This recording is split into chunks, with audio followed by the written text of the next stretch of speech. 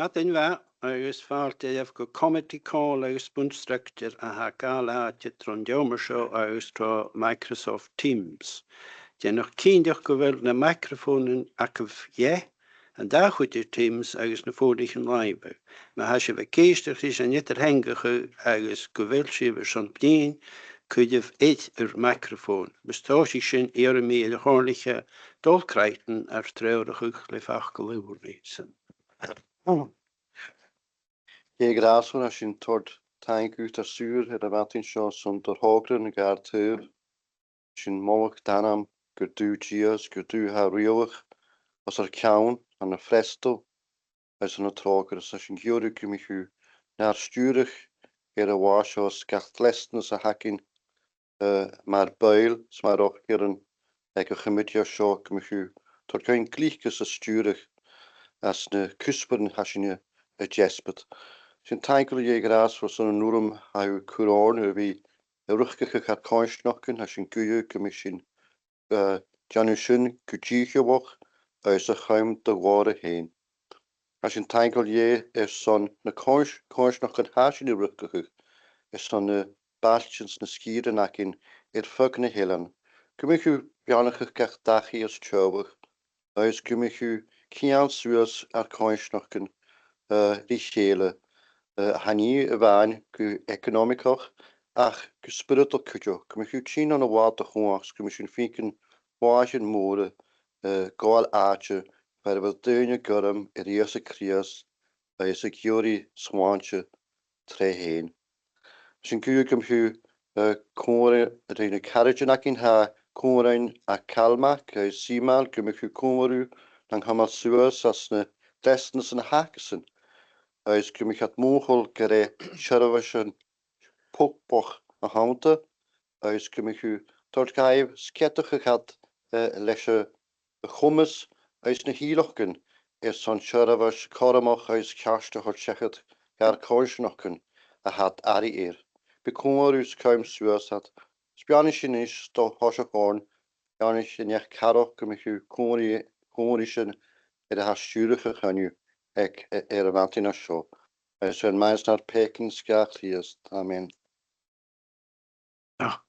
Dag Platigos. Chonju nest geklaardig.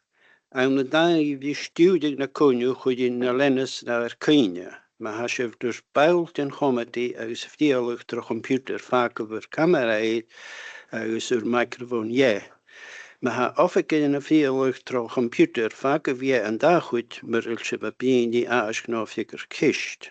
Goeien en goeie boeil, uit of ik in een systeem veel zijn jammer. Als mag ik garrig in de manks. En maak ik hier dingen a veel op beelske goeie uit bij een goor oanje in stad. En ooit likkes en garrig stui, maak aardig en maak kuterak, gavi ach, daar weg.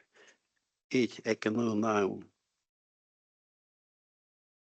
Maar als je zo'n tilleke kist vaak over een mic ergens maar af ik in een pijn als gehoorlijk uit een route het peerige zoals de wild boeilen comedy. En het einde klare goed, veel meer boeil en jammerhaker nog hier gehoord eerst voor een wildschaf. Ik kuspere hundië gegaarlijk dit in een konju agus behoort de woel a comedy agus na hoffike in immer voedig agus hier in je loch compaars delen a konju aka. Goeien kuttig naar konju gewille konju weer klarig agus bij het warig lien na korle as stu in de konju. Het sneest go ger hundussen agus hier der ger hundes na konju is Schakelaar ficht en dan wil keet richt agus show is aan undige, wil je kundige. Ja, dag blad. Dalle verkeerhundes kun je heiteren in je hooggelaag en dan wil keet dicht zijn er zo'n vistige. Agus het is kusbaar kerhundes kun je voor een uie asjeken isjekaal de drislagen doelig dan wil agus keet richt. Ze zijn kuttig gezond vistige. Ger cusper, ger hundes kunje comedy cochorlige hoefstaren en jellen schie in dikke laag en doelig, daar wie de agus kede richet agus de schijners on visserige kutig. Goke cusper klare oed, maar oed ik boeil aan een guspersten bi, het je klaar opboog, begorga je verschenne klare. We gaan veel meer een nisje boeil aan over, en je wil het de kaal klare oed, zo cusper. Gosh is de nest go cusper Siar, as ik een eise gael kisten agus flikkersten. Agus bewallen vaartje goed waar in mijn wialo, dan nog een makkessen, kanners gaan mak ferries. Agus ik geun, on hittig. Daar wie hamel, man het je ski, is ik gael een hele tarsen en jullie skienig agus raas. Waar zeemaal, Kevin Hobbs, kennerstekken agus Brian Fulton, ik geun on hittig, kennersteig knoog. Agus me géidig in de wialo Chris Wilcock, kennerst meer dan asiken, agus aan de hittig, de speelklein, Lawrence Kenny, kennerst policy asiken, ik in lokaal alle kutig, zo. Natuurlijk is ook, voor mij, in de bialo grond husperen, waar zijn zo'n hoek al duw. Agus had het al, dat zijn waarschijnlijk Chris ach, bekorren mek boeil, na we zet tischal, kisten, maar utse bij einig. Agus, weer nog bijzonder ook roeien, Chris, doosig. Thank you very much. So just wanted to first of all thank the committee and Usden in particular for the opportunity to be here today. I understand actually it was CalMac and CMAL that were invited in the first instance, but we are trying to take a much more joined up approach to these kind of engagements so that the full three-part suite of the three parties from the tripartite are here, hopefully so that we can answer all of those questions without having to defer to another body and not being able to give you the answer at the time. Or if it's something we can't answer, it's something we can then collectively take away and reflect on. So thanks very much, and look forward to kind of questions at the end. Usdin's given us a list of topics, so I was just going to kind of take a quick canter through those, and then I think we're passing on to Kevin and then Duncan with questions later. I probably just wanted to start with a kind of general observation about the ferries budget. Given the budget position seems to be settled for 25-26. We've actually been quite fortunate in seeing quite an uplift in ferries funding, an uplift of about 100 million to about 500 million in total across both the capital and the ferry operations side of things. That, I think, is against a backdrop where we're seeing other parts of transport and other parts of government at a kind of flat cash settlement, or indeed facing reductions or very small increases there. So it's very positive. That has allowed us to engage with CMAL to start to commit to moving forward the projects that we're talking about when we come to the CMAL section. But it's also allowed us to provide funding to CalMac and indeed Northern Isles Services as well in that overall budget. But funding to CalMac, and that substantial uplift in budget reflects quite a bit of change coming in ferries world going forward. Not least of which being the introduction of new ships, which we're hoping to see coming in over the course of this year. Glensannock's in service earlier in the year, and then we'll start to see the Shemry vessels, the Eilean class coming through, that will then allow us to kind of split the triangle at the Little Minge, but also have a resilience vessel. So we're growing the major vessel fleet from 10 vessels to 12 vessels to strengthen that and provide that resilience. So that's all built into those costs. And as I say, it also allows us to fund the work on taking forward those projects, either funding out the ones that are on site or taking them to tender and kind of moving those forward. I think we'll come on to talk, it is a one-year budget settlement that council colleagues will be more than familiar with.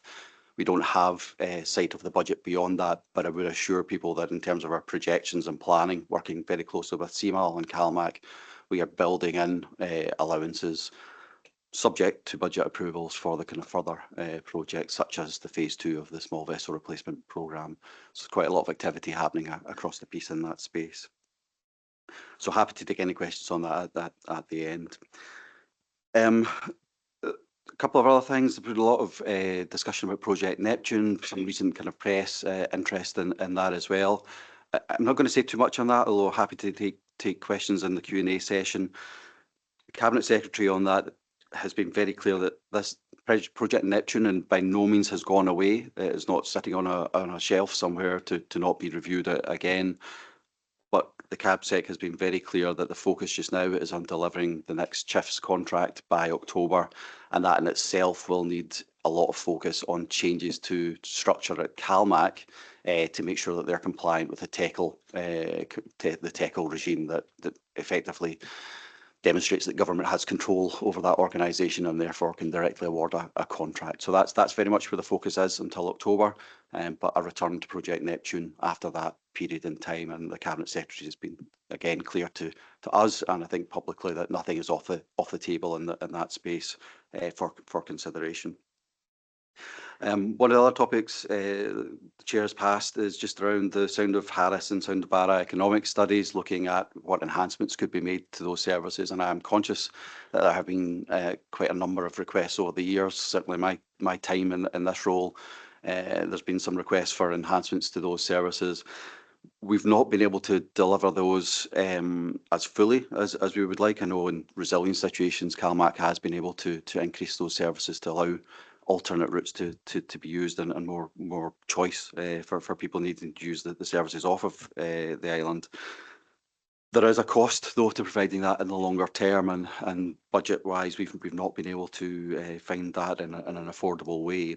What I would say though is we are well aware of the ask. The economic studies provided are very helpful grounding and starting points for us in taking forward the community needs assessments that we'll be rolling out across the network that will look at what should we be doing to shape and change services across time. But also when we come to look at the choices for replacement vessels as a tripartite and what that service might look like. So those two pieces of work should come together to look at that. Again, affordability will be a challenge in that, but I think we well understand what the ask is. I'll maybe just pass on to my colleague Lawrence just to talk through a island connectivity plan and some other related elements, and then I'll come back on Chiefs 3. Yes, good morning. I'm Lawrence Kenny. Thank you, Chris. Thank you, Preston, for the invitation to come this morning.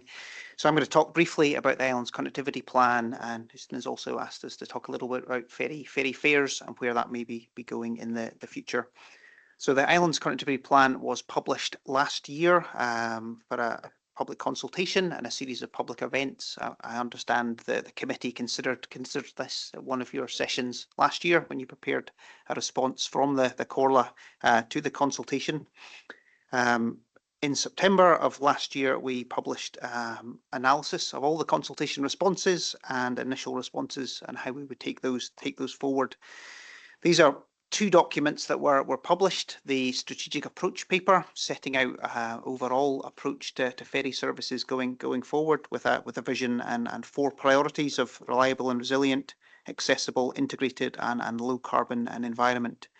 The other document, the Vessel and Ports Plan, sets out an investment programme for new vessels and port works out to 2045.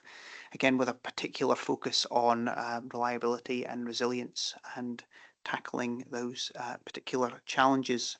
Where we are at the moment is we are updating the documents. We're finalising some of the impact assessment work, particularly the strategic environmental assessment, and we hope to publish those in the coming months. In terms of fares, I think on the agenda there was a mention of the fares review, which was a piece of cross transport mode work that Transport Scotland undertook. In terms of the ferries, proposals coming out of that, we're really seeing them as subsumed within the Islands Connectivity Plan. What we have set out particularly as priority areas for action are looking at fares for under 22-year-olds in 2 areas. Firstly, on inter-island routes, so in the Western Isles, so particularly the Sound of Harris and Sound of Barra, and also the inter-island routes within Orkney and Shetland. The other element of the under 22s work is looking at extending the current voucher scheme, which applies to 16, 17 and 18-year-olds to 19, 20 and 21-year-olds across the ferries network. We've had some, as Chris said, some positive news in the budget in terms of funding. So we're looking at the implementation of those schemes and hope to be able to confirm that soon, what will be happening and when those schemes may be coming in. So other areas in the fairs work that we set out in the strategic approach paper was RET. We've obviously heard very clearly that that's strongly supported across respondents to the consultation, and that will remain the basis of fairs going forward. However, we also identified the need to refresh the formula just to bring that up to date. Also potentially to consider non-islander fares, particularly in the summer months for vehicle kind of traffic. So that was another area that we'd set out. Another interesting one alongside fares themselves, ticketing is another area. So you may be aware we've been piloting deck-space reservation trial on a number of routes to Mull and Col and Tyree, and as set out, we're now looking to expand that to other routes and exploring the potential for the Sound of Harris and Sound of Barra as well. So a lot of activity kind of going on. As I say, we're hoping to finalise and publish these documents in coming months, and happy to kind of take any specific questions. Thank you. Thanks for that, Lawrence. I was just going to close the Transport Scotland section with just two points. First of all, I've kind of touched on CHIFS 3, the direct award to CalMac of the next contract. We're obviously in an extension, so we're in contract year 9. We extended it for a year to allow us to finalise the work, to hand that over in October. I think in terms of technicalities, some people might have seen the Competition Market Authority report, which is just a standard process now, the kind of post-Brexit world. In subsidy control, we have to go through that process. They've made a number of observations, which is what they do. That's how they respond to these processes. I think there was some kind of questions and observations they made around, should we be further exploring things like unbundling? Should we demonstrate the case further and part of that? And we are looking at that and providing more information as we move forward. But just to be clear, and again, the Cabinet Secretary has been very clear on this, there was nothing in that report that from our side changes the course of that direct award later this year, and certainly that it will be as one bundle, albeit we've still to provide some kind of further information in response to the CMA space. What I would say though is, and again, Ministers have been very clear on this, that this is not business as usual. This isn't just a rolling forward of what we have just now. It has to be a changed, it has to feel very different, and a kind of enhanced service for people, better opportunities for people to input into how those services are shaped and run. I think one of the things from direct award compared to the contractual space that is a key benefit is the flexibility it brings ministers. So we're not neither ourselves nor the operator are constrained by a firm contract. We are able to make changes over time as we need to react to changing circumstances. Again, there will always be an affordability question sitting around about that, but that does give us that space. And CalMac's already made some significant inroads to kind of moving to a new way of working. So even in terms of how they report and the statistics that we will be measuring them against in a direct award, and we're already trialling that now in this extended contract year 9, is looking more around the lived experience. So rather than just the kind of under a contract, there's a lot of relief that CalMac can get for certain types of cancellation. This is now looking more at, well, actually, what is this like? What is the route by route performance like for island communities and those that need to use the service, and where are things that we need to look at to kind of adapt and change that? So that's already in. And there's also, CalMac has brought forward an enhancement and change plan to look at, again, how it can better engage with the community. So changing the structures, their area structures from 3 to 6 is a kind of key element of that. I'm sure Duncan will be able to talk to you more about that.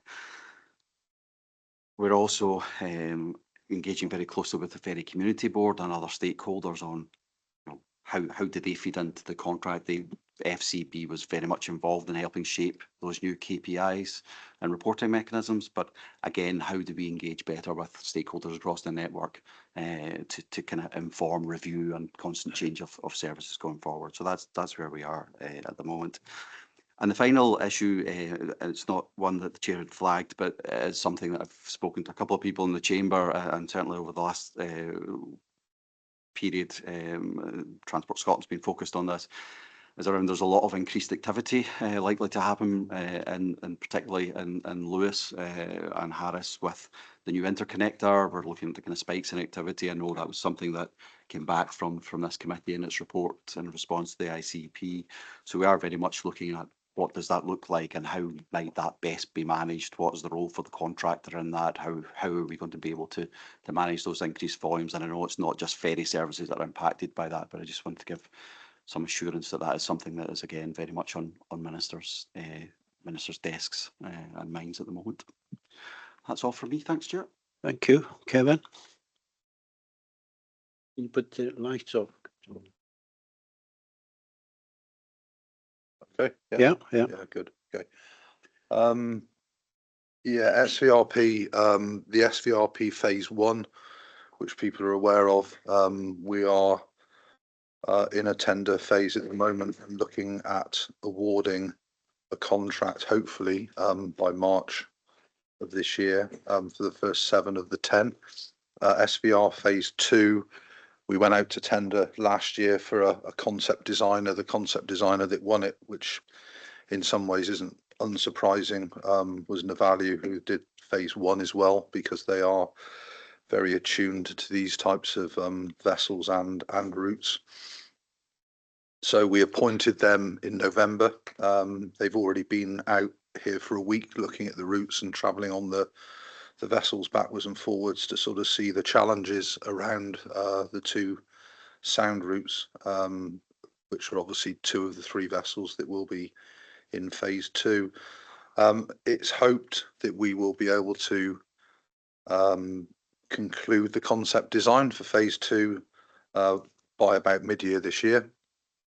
We'll do some more consultations around what that looks like at that stage, but broadly we will be heading rapidly towards tendering. Now, tendering can only happen, as I'm sure most of you know, can only happen if we've got the funding. And to be clear, SVRP phase 2 is currently unfunded. But we have had some very active discussions with Transport Scotland about having the funding available from the 1st of April 2026.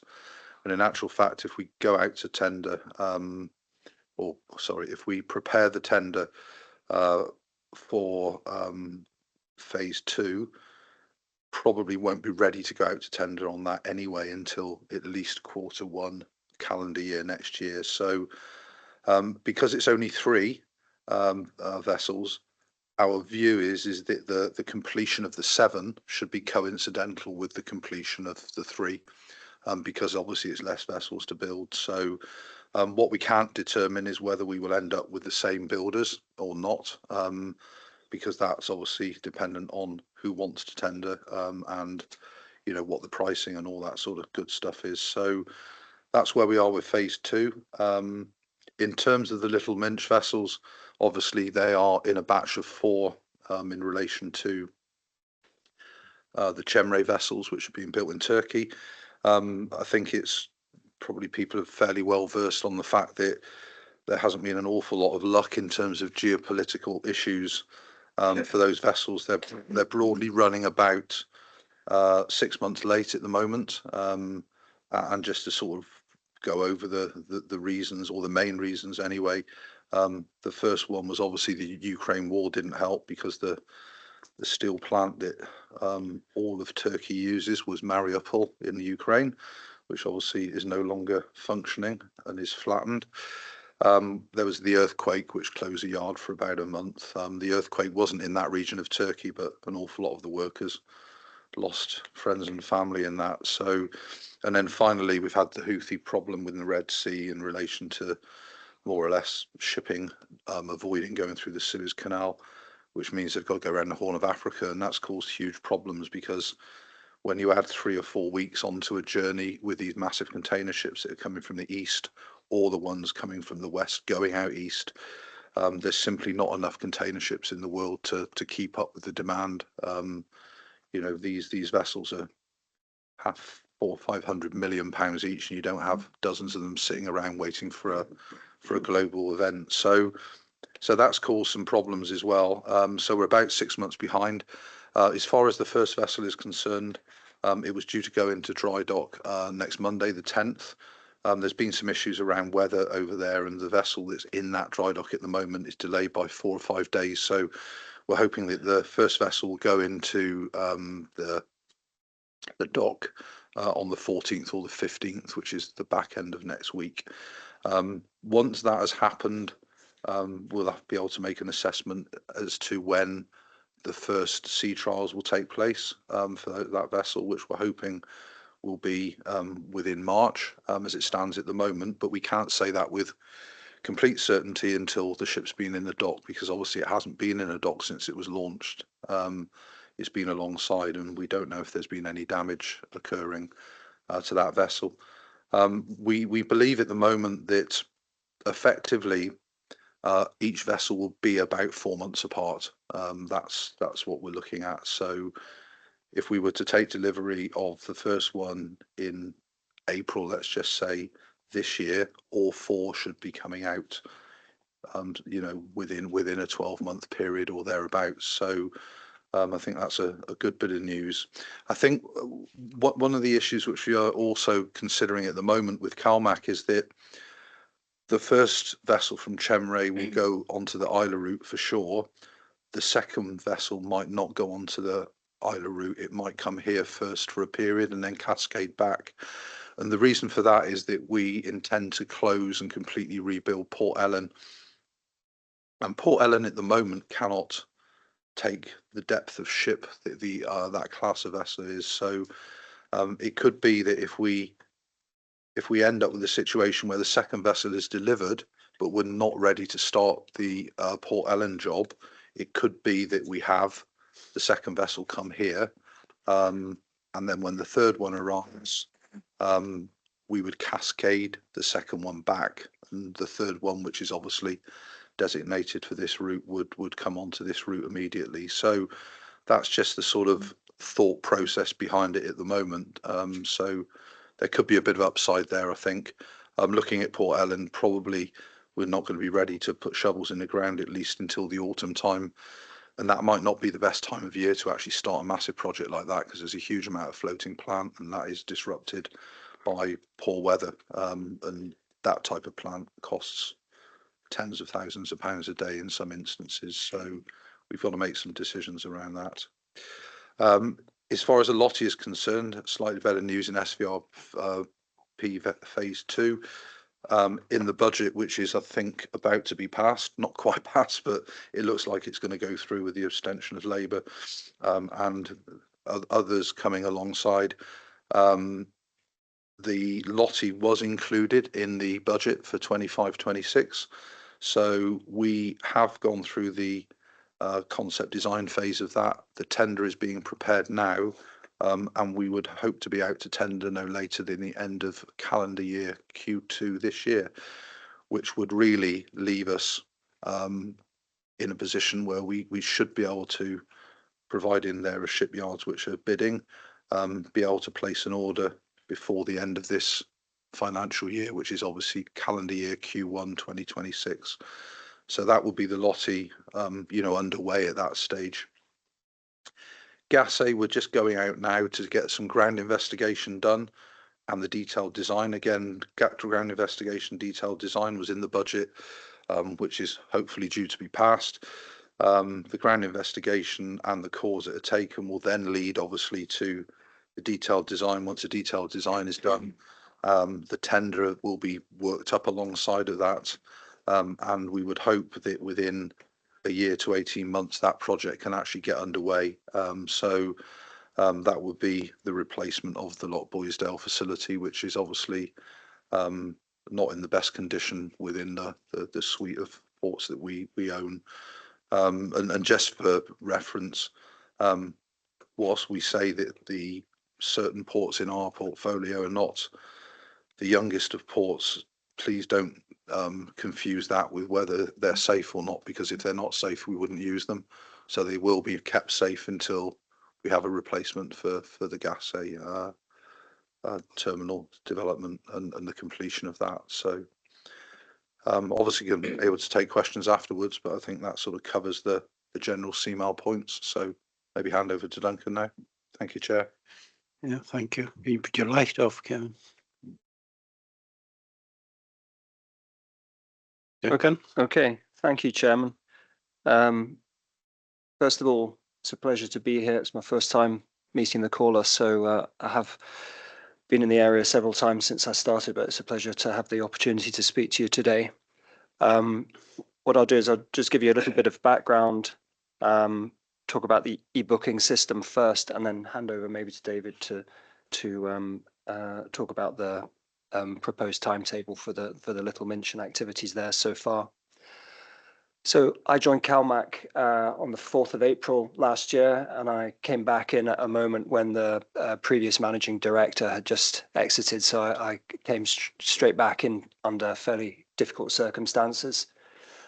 I was given 3 key objectives to focus on by the board of DML with the support of Transport Scotland, and those objectives hold true today. So my focus is pointing the organisation towards improving frontline service delivery, many different aspects. The second one is to sort out the e-booking system and the ticketing system. And the third one is to prepare the organisation for the transition to the TRIFS 3 contract, TRIFS 3 model, which will take place later on this year, as Chris has referred to. What I did when I first arrived was, not surprisingly, take time out to visit communities and local representatives across the network. And there were some common themes that came across to me, which I think in broad terms represented a sense that there was too big a gap between what was taking place locally in terms of service delivery and the lived experience locally, and a sense that wasn't fully understood by the leadership in CalMac at the time. As Chris mentioned, what I did quickly was put in place a new system under the umbrella of the Enhancement and Change programme, which the Cabinet Secretary announced, which was basically to increase the number of area managers from 3 to 6. And the purpose of that particular role, and David is one of our area managers with me here today, is to make sure that we have people who are close to activities in the communities for which they are responsible, understand the concerns, and have the time to listen to what's taking place and understand what those issues are and represent them fully back into the rest of CalMac so that we can address those issues. Alongside those roles, we've also put in place deputy area managers, and their role is to underpin service delivery. I observed that there was quite a lot of difference as I went from port to port or island to island in terms of how a port or a harbour would be operated, inconsistencies in standards, inconsistencies in training and induction processes for staff and other things like that. And what we're hoping with the introduction of the deputies is that they will be able to underpin and reinforce how things are done, the standard to which things are done, and make sure that people are, simply put, trained and equipped to do the job to the right standard, and that will translate through to the customer experience. The increased and focus on operations as well has led me to drive a lot of changes in the way that the organisation is led. I take I think what can be characterised as a much more hands-on operational view of what's taking place on a day-to-day basis, and I've made certain real changes to the senior team so that what we talk about on a daily basis is prioritize around issues that we have on the network on that day or in that week, and what we are collectively doing to fix them and make things better. That's been a bit of a cultural change, and it is still work in progress, but I've made a number of changes at the top of the organization in terms of personnel to try and bring that about. Clearly, as Kevin alluded to, looking forward to CHIFS 3, which Chris has mentioned, we've also got the welcome news that there is significant new tonnage coming into the fleet. Bringing new vessels on board smoothly to the right standard and getting them out there into the fleet and operating in the right way is something that CalMac hasn't had to do for a while. So we are getting back into the swing of doing that. And we were pleased that the Glen Sannox's introduction to service on the 13th of January, I think it was, went smoothly, and we're really pleased with the results from that vessel. And what we're looking to do now is get into a drumbeat of being able to receive these new vessels that are being procured and built under Kevin's guidance, and run a smooth delivery transition to operations phase so that they can go into service effectively. But the signs there are not are good, and there are no great surprises there. The Sannox is going to have to go back in the next few weeks for a few kind of minor tweaks on snagging issues, but we're not experiencing any major issues with that vessel, so that bodes well for the future. I think, though, it's fair to say that the age of the fleet, not surprisingly, means that quite often I feel as though operationally we're moving an issue around the network from one place to another as an older vessel gets taken out of service or requires work on an unexpected basis. And cumulatively, the impact of disruption from the age of the fleet is always affecting one part of the network at any given time. And what we hope is that as the new vessels come in, incidences of breakdowns or prolonged maintenance will reduce, and what that should do as the average age of the fleet gets younger should improve availability and service qualities. But it is going to really take us through, I think, the next year to 18 months until we really start to feel the benefits of that with the new tonnage that's coming through. So I guess what I'm saying there is I often feel as though we make these decisions around options driven by breakdowns or extended periods of maintenance, and there are always winners and losers around the network. What I'm trying to do with our team is make sure that we communicate what the options are with communities, that we are out there, we speak to people, we give people the opportunity to comment and make their input and feel as though they're doing that in a timely fashion. And then when we come back with our response about the plan that we're having to adopt, it might not always be exactly what people want, but I'm hoping that people feel as though they've been communicated with and understand the challenges that we have. So moving on, before I hand over to David, just to the ticketing system. So the ticketing system, as you know, went live in the summer of 2023, end of the summer of 2023, and it was a very high pressure and intense period. When there were lots of technical issues that were manifested with the booking system, and I think those were well accounted for and reported. That put a huge amount of pressure on our frontline staff, and went on for several weeks. Since then, since I came on board, I've changed our IT director, and we've made a number of steps forward in terms of improving the system, and I'm now confident that it is a stable system. There are areas, however, that still need to be developed.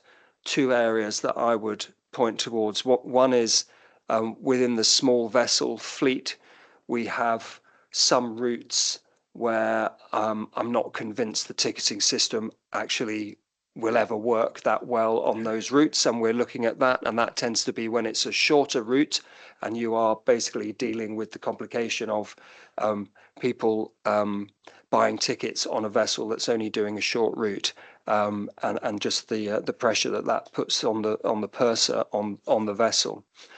We are trying to encourage passengers to move to a model where tickets are purchased in advance, so that when they're on a vessel, especially one of the smaller vessels, the purser is simply having to scan rather than sell. I appreciate that's not always possible, but we are trying to improve the system, and the developments to the app, although it's not perfect yet, are heading in that direction. There were concerns about the functioning of the handsets that staff use. I think more or less we've now resolved those. There were also concerns about connectivity, the handset being able to link back to the Wi-Fi or the network to operate correctly, and I think we've bottomed out most of those. And I think by and large for the major vessels, where people do tend predominantly to book in advance, most of those systems are working well. The one area, though, which we are working through and which is not fully resolved yet is around commercial bookings and freight, and in particular the use of block bookings by hauliers and the consequential impact that can have if block bookings aren't taken up at a particular point in time, and that therefore can leave space on a vessel. We are actively looking at and discussing changes to terms and conditions with hauliers about how that can be addressed, so that situation can be addressed, because on occasions it does create issues. So the booking system, I think, is a work in progress. There have been improvements, but I'm clear there's still work to be done. And by the time we get to later on this year, by the end of the summer, I would really like to see us out of the woods on most of the issues with the booking system. David. Thank you and good morning.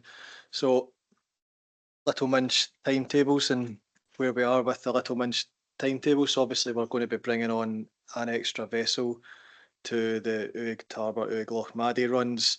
The timetables to reflect that have been worked on with a number of focus groups. There's a further focus group looking at it in 2 weeks' time, so the 19th, 2 weeks today. The options so far, or the analysis so far, takes into account a number of different permeations of 2 returns or 3 returns, and the feedback from the community so far has been well received and worked into those further workings. Following on from the meeting in 2 weeks, there will be further community engagement on the subjects as well, where the timetables will come out to a wider audience and further feedback will be received there. We heard from Kevin that the delivery schedule is a little bit sort of fluid at the moment, so we will include winter timetables as well as summer timetables within those meetings and within those public consultations, and that will allow us to continue that sort of talk, input, feedback loop that Duncan was talking about. And equally with the booking system, we're able to baseline the timetables against some real life data as well, so they'll be able to present how that looks with the traffic types that goes and how that looks with the customer bases and the users. So looking forward to that increased capacity and looking forward to being able to present those options with the community meetings. And I think it's going to be quite a positive step forward. Okay, Kirsten. Any questions? Kirsten, Danielson.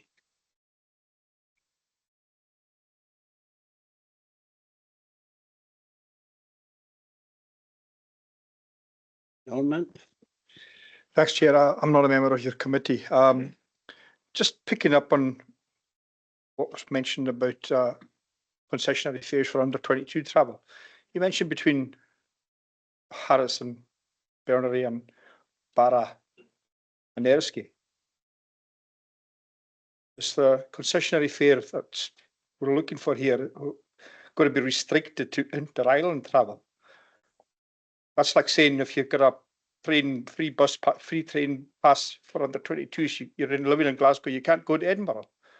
You know, I mean, most of our kids want to go to the mainland. It's not for inter-island travel. This concessionary fare is primarily hoped to benefit massively our youngsters. It's for getting to the mainland. I mean, this is just piecemeal. We need to expand this to getting to the mainland. For the costs we're talking about here, for a very small population compared to the train concessions we're talking about in free bus travel, this is peanuts. And you're talking about inter-island travel. You know, we're talking about getting to the mainland here. This is what they want the concessionary fare for. It's not for inter-island travel. You need to expand this further.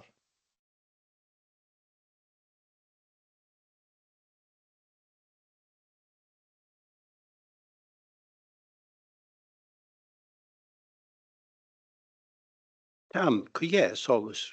Come in. Sorry, is that okay to speak, Chair? Can you put your light off, Chris? Hi there. Sorry. Thank you, Chair.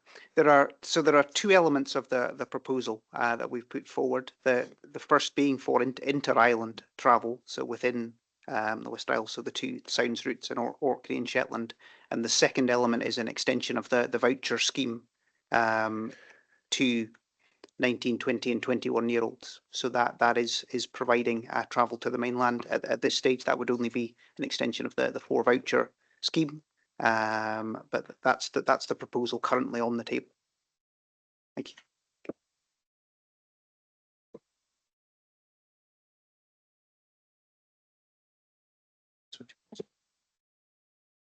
Hi there.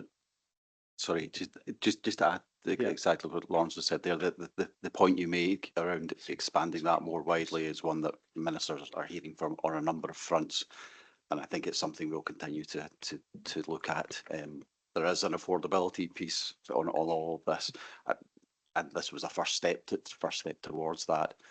But certainly that message that you're giving us about that wider expansion is one that is well heard and has been received from a number of other spaces. Now, I want to make sure you're getting the message loud and clear. You're talking about affordability. We're talking about a very few number of people here compared to the wider travel schemes across Scotland. For our kids, this means nothing. You were talking about the uplift you had in your money. You're talking a seriously small amount of money here to make a huge difference. This is the biggest opportunity for a PR win that you can going to get for the cheapest bang for your bucks. You know, to squabble over probably under £100,000. We're talking. I don't understand where the reticence is to just broaden this out to free concessionary travel for under 22s.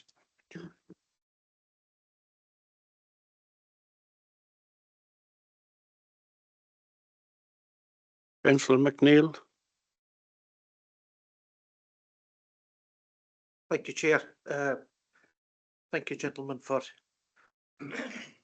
coming to see us. Very much appreciated, and given your time. I've got a couple of questions for Kevin and Seamal, and I think Duncan. Kevin first or Seamal, you never mentioned Castleby in review of ports as regards the port or the vessel. I know that that's a wee bit further on, but it'd be good to get some kind of update on where we are and where we're moving, and so some sort of idea of what's going to happen there, or potentially what you're looking at. Kevin.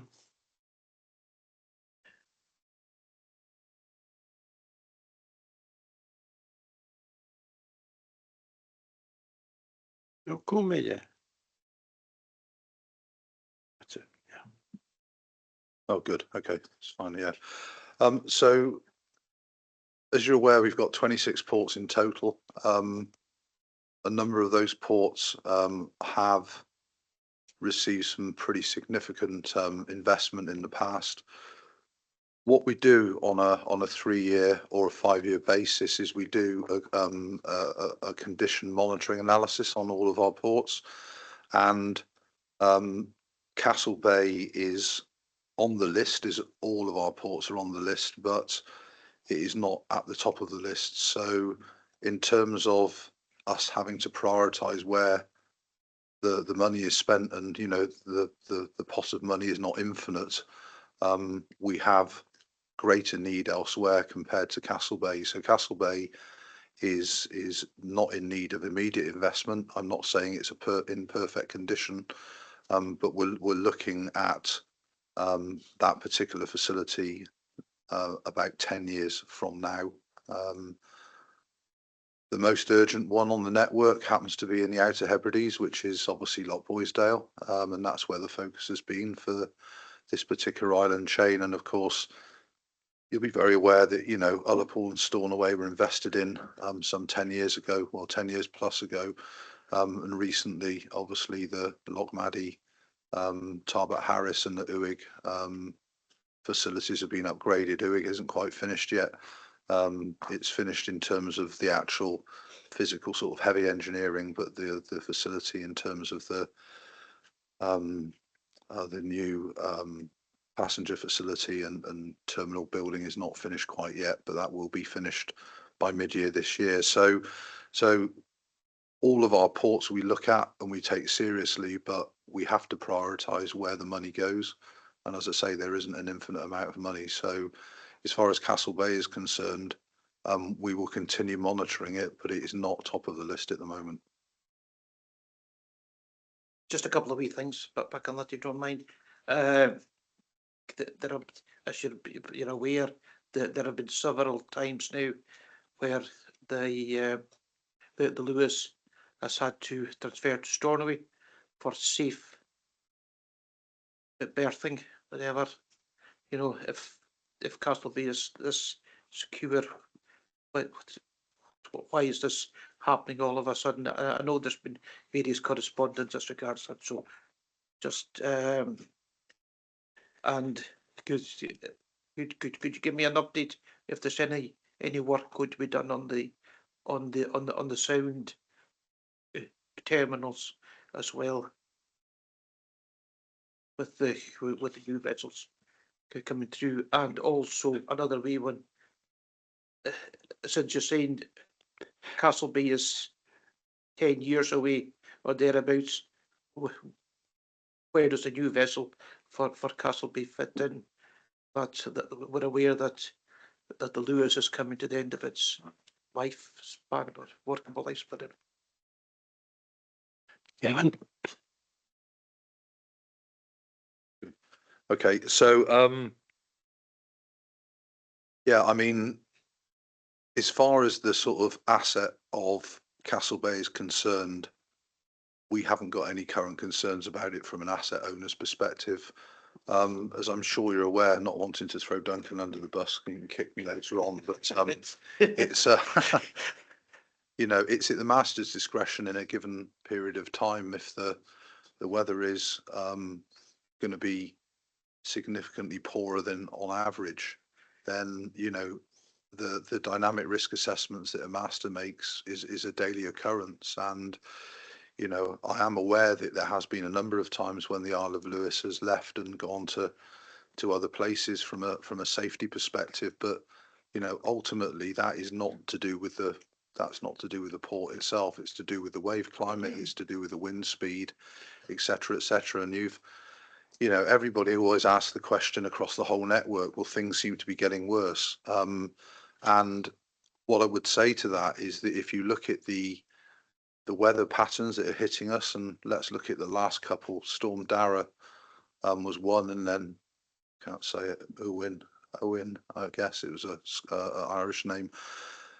But just to put a point over, we have historically been measuring the tidal surges in all of our ports that have that type of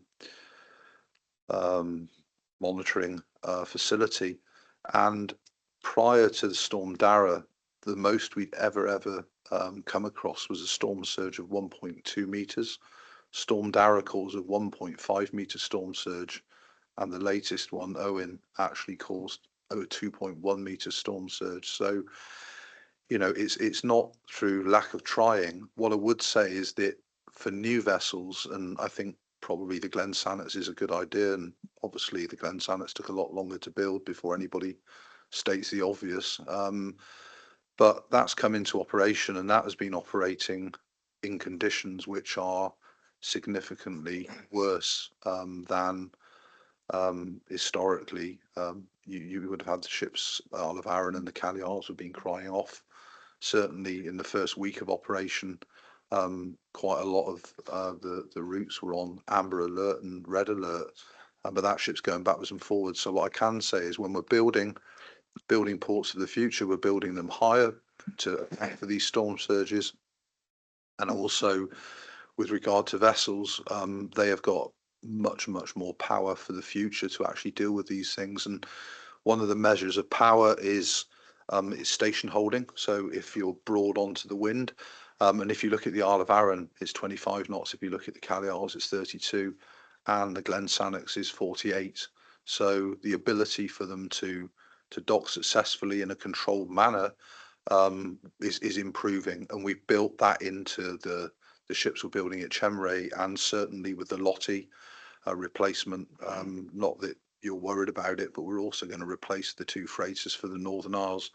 The amount of sort of installed power in terms of propulsion, but also bow thruster power and stern thruster power in some instances is phenomenally high. You know, you're talking about megawatts of increased power, and that is a direct result of what we believe to be a continuing issue in relation to the wave and wind climate that we're experiencing more and more. I think I saw a stat the other day that said, you know, the once in 100 storms are now occurring at least every 10 years, you know, and it's likely to get worse. So that's what we're doing. Going on to the sound routes, then there will have to be some improvements to the sound routes. We don't own those. I'll defer to us for that one. But there's active discussions with all ports that aren't ours to improve them. You know, one of the challenges that we will have, and of course at the moment the prospect is not a like for like replacement on the Sound of Harris. It will be a much enhanced vessel in terms of, again, going back to its power and stuff, and we're hoping that we can actually get you know, more capacity on that route as well. I know there's been calls locally for two vessels on that route, but just to give you an idea, you know, that is quite challenging because there's nowhere to put 2 vessels, and certainly nowhere to charge 2 vessels up, because all of our small vessel replacement program is looking to try and get to a net zero solution. In other words, they will be battery operated, and what we don't want to do is operate them on batteries and then have to stop them in the middle of the day. The idea is to do what we do now. When you start at the beginning of the day, you run through to the end of the day. Some places in Norway, they have a completely different view. You have less installed power for batteries and the energy, but actually, you know, come lunchtime, the ship ties up and reconnects for 2 hours and you're not going anywhere. And that would be a deterioration in service, which is why we're trying to make sure that all of the small vessel replacement program vessels can actually charge up overnight for 8, 9, 10 hours, depending on how long they've got, and make sure that they can work all through the day so you can max out on your performance, if you want to put it that way. Thank you, Kevin. Excellent answer. But the main thing I was kind of going for on the slips was the angle of them and the way that there's restricted on certain SGVs and buses with the various axle formats. Is there anything been built into that? And another wee question for you: is the wave monitoring equipment installed in Castleby? I'll have to come back to you. Okay. I'm sorry. I'll have to come back to you on that. I think it is. I think all major ports that we own are, and some of the ones that we don't own are as well, that we've put in because councils don't want to, and that's not to do with Maddie, by the way, but there are other places. So the angles of slips is a really, really difficult one, to be honest with you, because what's happening is that the height of axles and the fairings on things like coaches are just getting lower and lower and lower, and that's a function of them trying to become more environmentally friendly because it becomes more aerodynamic. And it's really, really challenging, because if you think about the angle of a slip, the angle of the slip at the moment is we believe relatively optimal for what we're faced with. The problem is, if you start reducing that angle, you start having to massively increase the length of the doors. So for those of you that have seen the Loch Nevis, I mean, it's a hideous contraption, and that causes problems as well, because if you've got effectively the equivalent of a sail at each end of the ship, that's going to destroy its, you know, its powering as well. So there's always a balance as to what we can actually achieve and not achieve. And the other thing, to be frank, and you haven't asked this question, but I might as well address it, you know, we've got some challenges with accessibility panels as well, because, you know, sometimes getting people who are infirm or in wheelchairs and stuff like that up a slipway with the inclination that they are is challenging. But again, to reduce that down to, let's just say, it's 1 in 8 in most places, so 12 degrees. So if you start going for 10 or 8 or whatever, as I say, yes, it might make things a little bit easier for getting wheelchairs up and what have you. And what we've said to CalMac is just make sure that the crew can help out here, and they do, I believe. I mean, I've not heard that they don't. But as I say, if you decrease the angle of the slip, then you start hitting real problems with either the length of the door itself, or underneath the vessel, you'll have the voice hitting the slipway and scouring it, and that will just destroy them. And these things are about £1 million each, so you really don't want to do that. So unfortunately, all I can say is there's going to continue to be some compromises, and that is just a fact. So the one I didn't answer, because I forgot about it, by the way, is looking at the sort of cascades for Castle Bay. We've said, and we obviously were down in Barra a few months ago, a couple of months ago now. There's likely to be cascading of vessels onto that route. So if the Isle of Lewis was to go, it could be a Clansman, it could be a Hebrides, but of course, those vessels aren't young anymore. You know, the Clansman's 1998. You got a year 2000 for the Hebrides. Those are going to have to be replaced fairly quickly as well. And looking beyond the ones on this list, certainly dealing with new vessels for Barra, dealing with new vessels for Mull as an example. We've now got the Lottie in the system, if you want to put it that way. For Colonsay, for Tyree and Col, you know, that is the next big phase of 2 or 3 vessels, which it might be that they're very similar to the ones we're building at Chemray. They might even be identical. We certainly, when we get the first vessel up from Chemray, what we want to do is try and do a round robin of every single port that we know that they'll fit in, you know, and just see how they perform. You won't really know how they perform unless they were performing in all sorts of weather conditions. But generally, if we look at the simulations and the modelling that we do for the Glen Sannox, and we've done for the Chemray vessels, and obviously the Glen Rosa being a sister of the Sannox, you know, it's boding quite well. But the acid test is when they actually get on site and on station to perform or not, as the case may be. So, Thank you, Kevin. okay. Just a couple of wee questions for Duncan. Yeah, come on, wee, Yeah, wee ones. Yeah.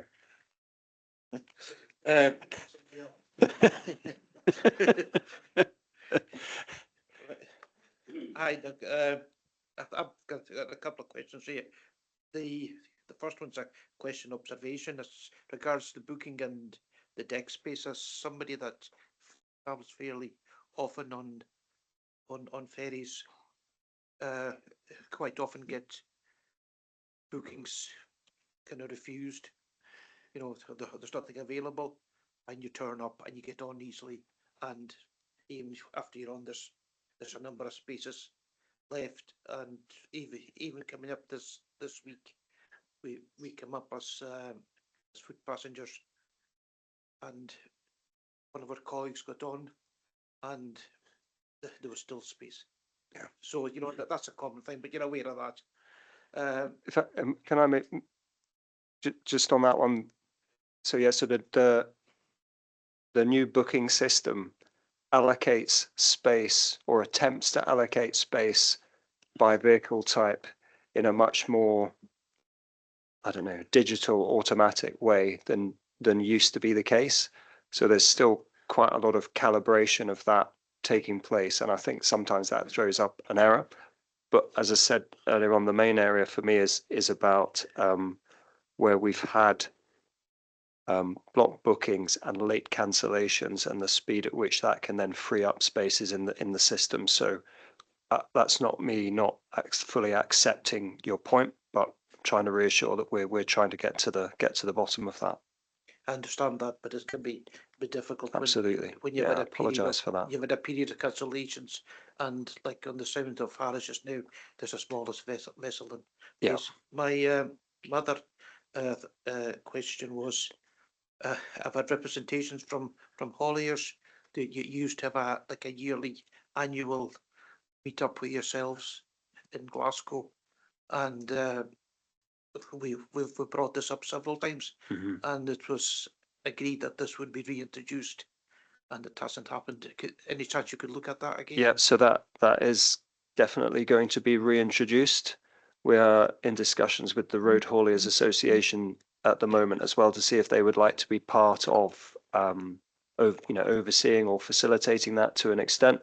We don't have a date yet, but you have my commitment that is going to come back into effect this year. Thank you. Lutishal. Oh. Excellent. Aye, thank you. Kun jeg såles med her, så kun jeg stille. Mustafa.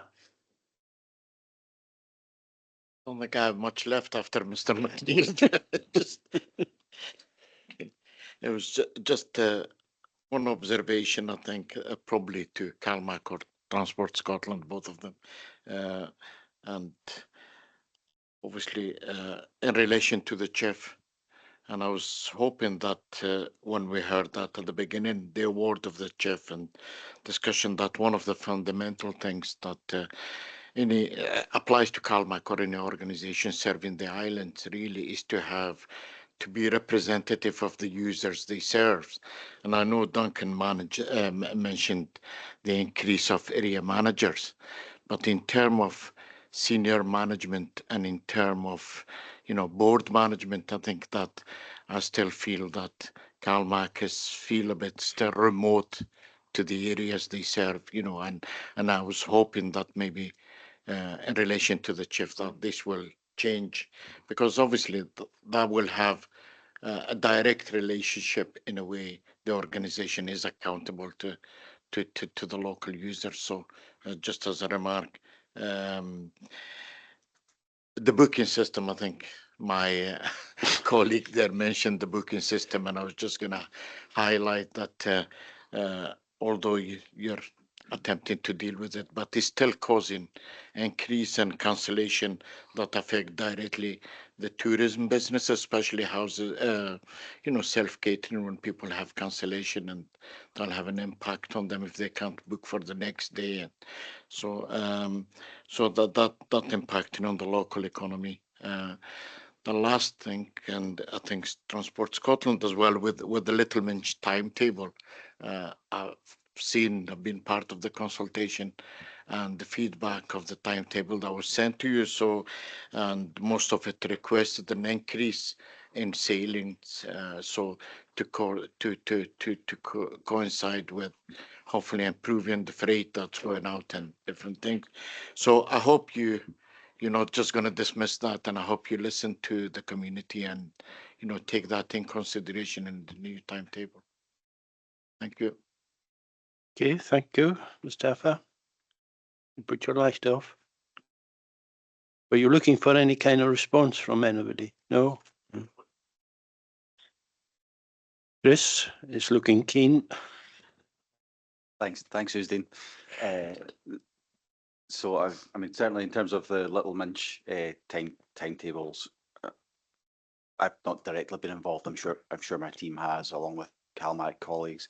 I think we will always try and base those decisions on timetables based on evidence, and CalMac's, we call them heat maps, but looking at, what is the historic booking patterns, what are the pressures coming up, and I think where additional sailings can be justified and managed within the cruise and vessels availability, then that's something that we will consider across the piece. But I'm sure that will be being considered as part of that work. On the chiefs, the island representation and island based staff, senior staff and board members, I think, as well, is another issue that's been a real focus, and we've had several conversations on that with other people in this room. So on the chiefs, there's not a requirement for that. It's not something we would write into the specification, but certainly I know that CalMac has, and we're speaking for you, Duncan, but had made an effort to make more senior posts location neutral and to offer every opportunity for those to take place. And I think there are some quite senior representatives and quite a substantial proportion of CalMac's workforce is based in the communities that they serve. On the board positions, and I know that has been a very sensitive topic. It is something that ministers are very keen to see and to kind of drive forward. So applications from suitably qualified people with that lived island experience to be on boards. Clearly, they have to be there on merit and have the wider skills needed for boards. And I don't think anyone's disagreeing with that. But certainly, we've always encouraged and will continue to encourage, and would ask everyone in this room to encourage in future recruitments, if there are people with those skills who are island based, to certainly put themselves forward as part of those exercises. I think there's another round coming up. We have got island representation on the board of CMAL. It's only one board member at the moment, and I think there is an island based representative on the CalMac side, albeit from Skye. But yeah, growing that is something that ministers are very keen to see, and I've just reiterated to encourage applications from people in that space. Malcolm. Thank you, gentlemen. I'll take off my headphones. I hear myself. Thank you very much for that. I'm just a bit forgotten what I was going to ask, because Councillor McNeill has asked just about everything. But no, I have jotted it down, thankfully, and it's all to do with the booking and ticketing system. Thank you. The main thing is the Western Isles, well, in fact, all of Scotland, and especially the Outer Hebrides, has an elderly population who don't have computers. They need help in doing it. Can they phone up, if they have a phone, for instance, and get help at each port? I know it's difficult with the small trips across, such as the Sound of Harris or Eriskay, but also, can you take into account booking for buses? So a lot of these people, they don't know how to book online for the buses, let alone for the ferries. At one time, if you went to the Stornoway terminal, you could book your bus along with your ferry tickets, and that's been taken away. And a lot of elderly, voters have said to the electorate, have said to me, can we do something about it? I don't know whether it's practical or what have you. Can they get a friend, a neighbour, or a relative to go in and do it for them? But have you taken that into account? I know it's, can I just finish off? I know it's difficult because when the ferry sails or is delayed, the bus is affected. So I'm aware of that, but I'd be interested to hear your response. Thank you for your question. So I think in relation to ticketing in general and this move to digital systems and everything online, yeah, we do recognise that is not for everyone, and some people find that challenging, and also represents a change in the way things have always been done. So yes, it is possible. I'm very happy to write back to you with more detail if that would be helpful, to book your tickets by phoning up through a number of different channels. So quite happy to kind of come back if that would be helpful for your constituents on that one. In terms of connectivity with other forms of transport modes, without wishing to speak for Chris, I think one of the aspirations of CHIFS 3, and when Chris spoke about one of the benefits being about being able to make things a bit more flexible quickly, part of what I think we're going to be pushed towards are those connections, in particular with bus services and rail services. There are some combined tickets that you can get at the moment, but I think that's a common observation and something that we're looking to do more of. I think combining bus tickets with ferry tickets, and I appreciate you saying it can be complicated. Can be complicated in terms of do you know whether you have a particular passenger travelling or not, or how that would be confirmed on the route? So there is a technical aspect to that, but I think it's fair to say that's something we're being pushed to look at and work more closely. But as you can imagine, there's a kind of perpetual cycle of chasing your neighbour's timetable, which may happen on a permanent basis. But I think that's we want to make some of those connections better. But as I say, I can write back to you across that. I think the thing that Malcolm is getting at in the Visit Scotland shut down in Stornoway, they used to take these bookings for onward connection for buses. Right. And I did have a discussion with Finlay about it, because I think Malcolm was keen that you were able to do that in the Calmac office, I think. Okay. Going forward, if that could be done. Let me respond on that. Yeah. Chair, thank you.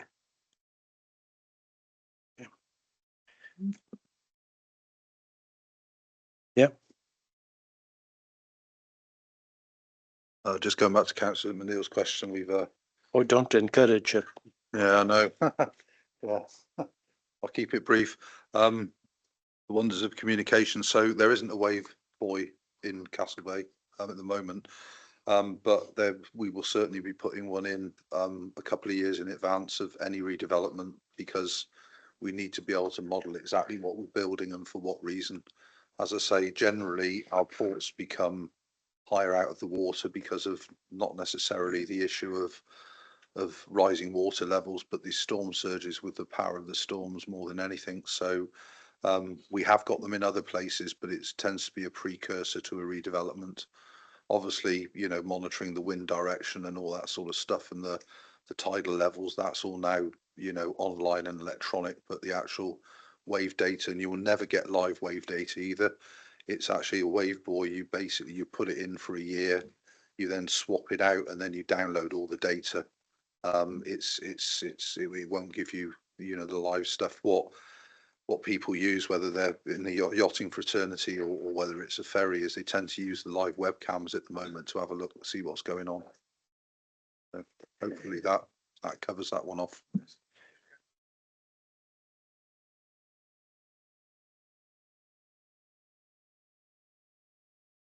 I think it's a Kenneth, before I've got you down, Norman. So just on the elderly passengers, if they can come into port and ask for tickets, they can still, even if it's on a sound of Harris or sound of Barra sailing, any of our port colleagues within the main ports will still be able to facilitate that purchase of tickets.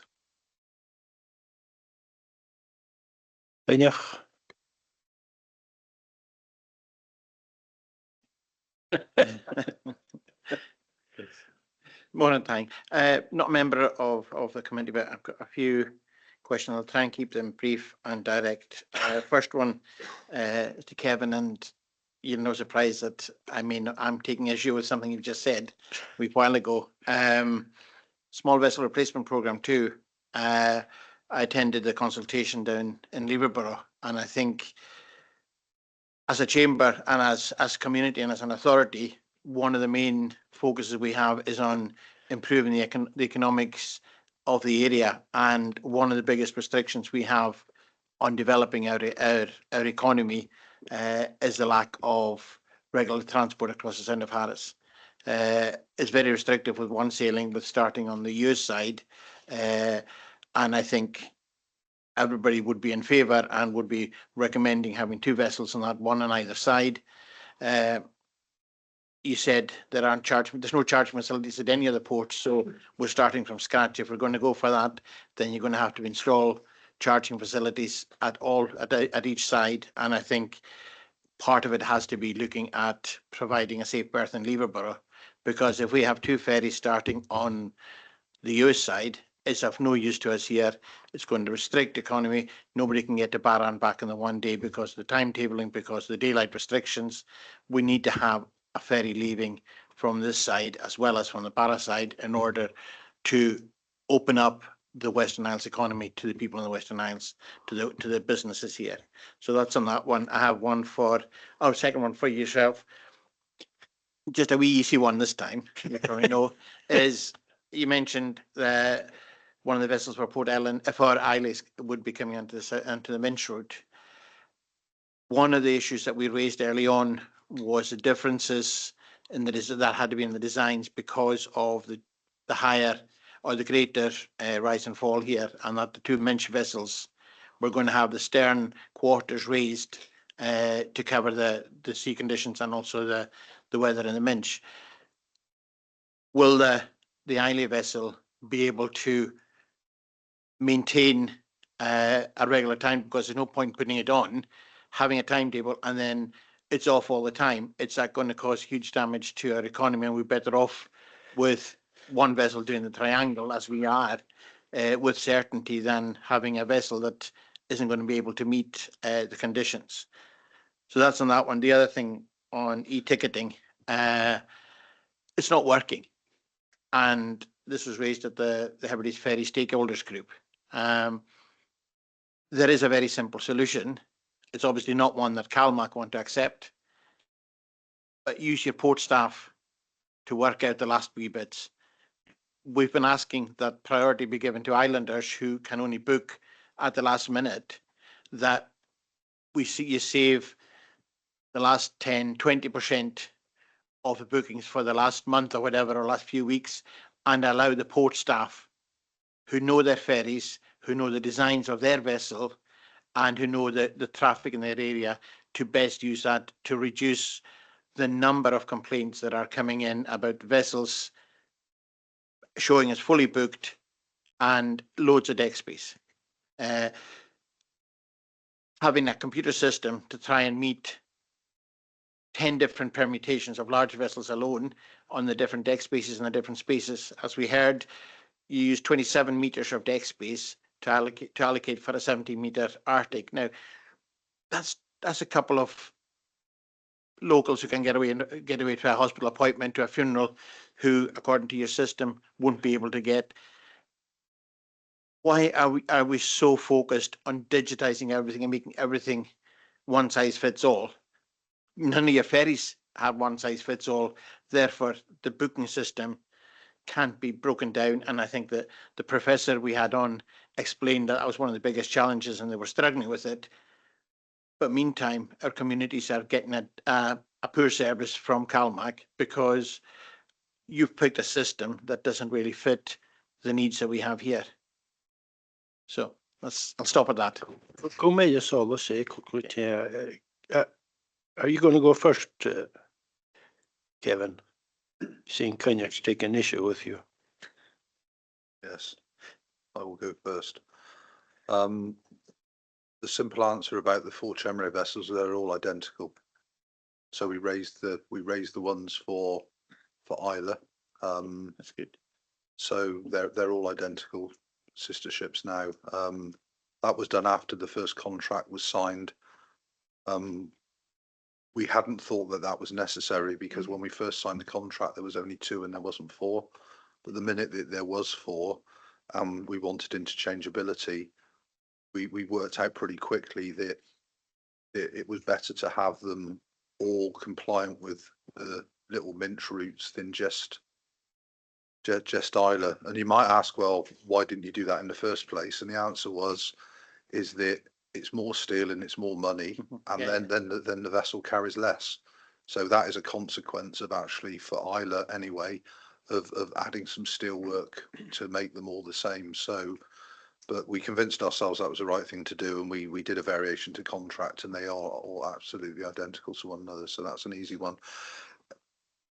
I'm not going to take issue with the you know, with your comments about wanting two vessels.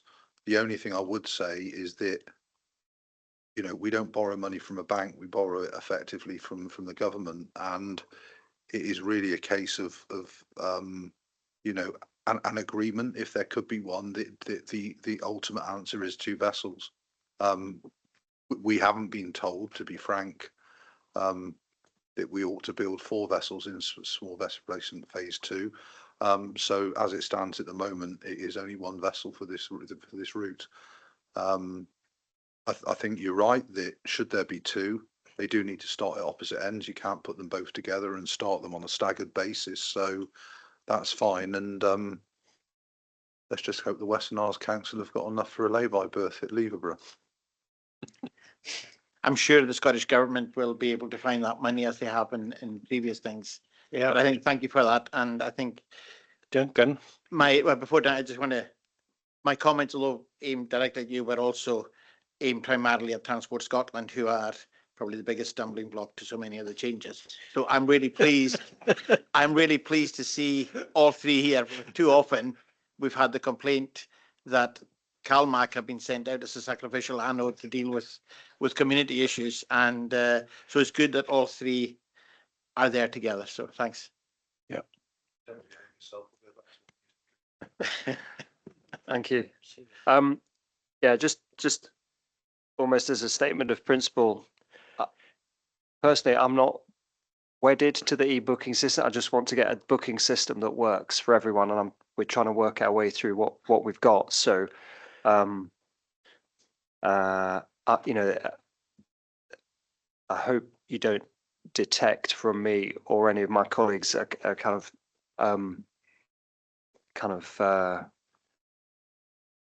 I don't know, truculent hanging on to a system for the sake of it. That's not what we're trying to do. We're just trying to get through to a point where it works well.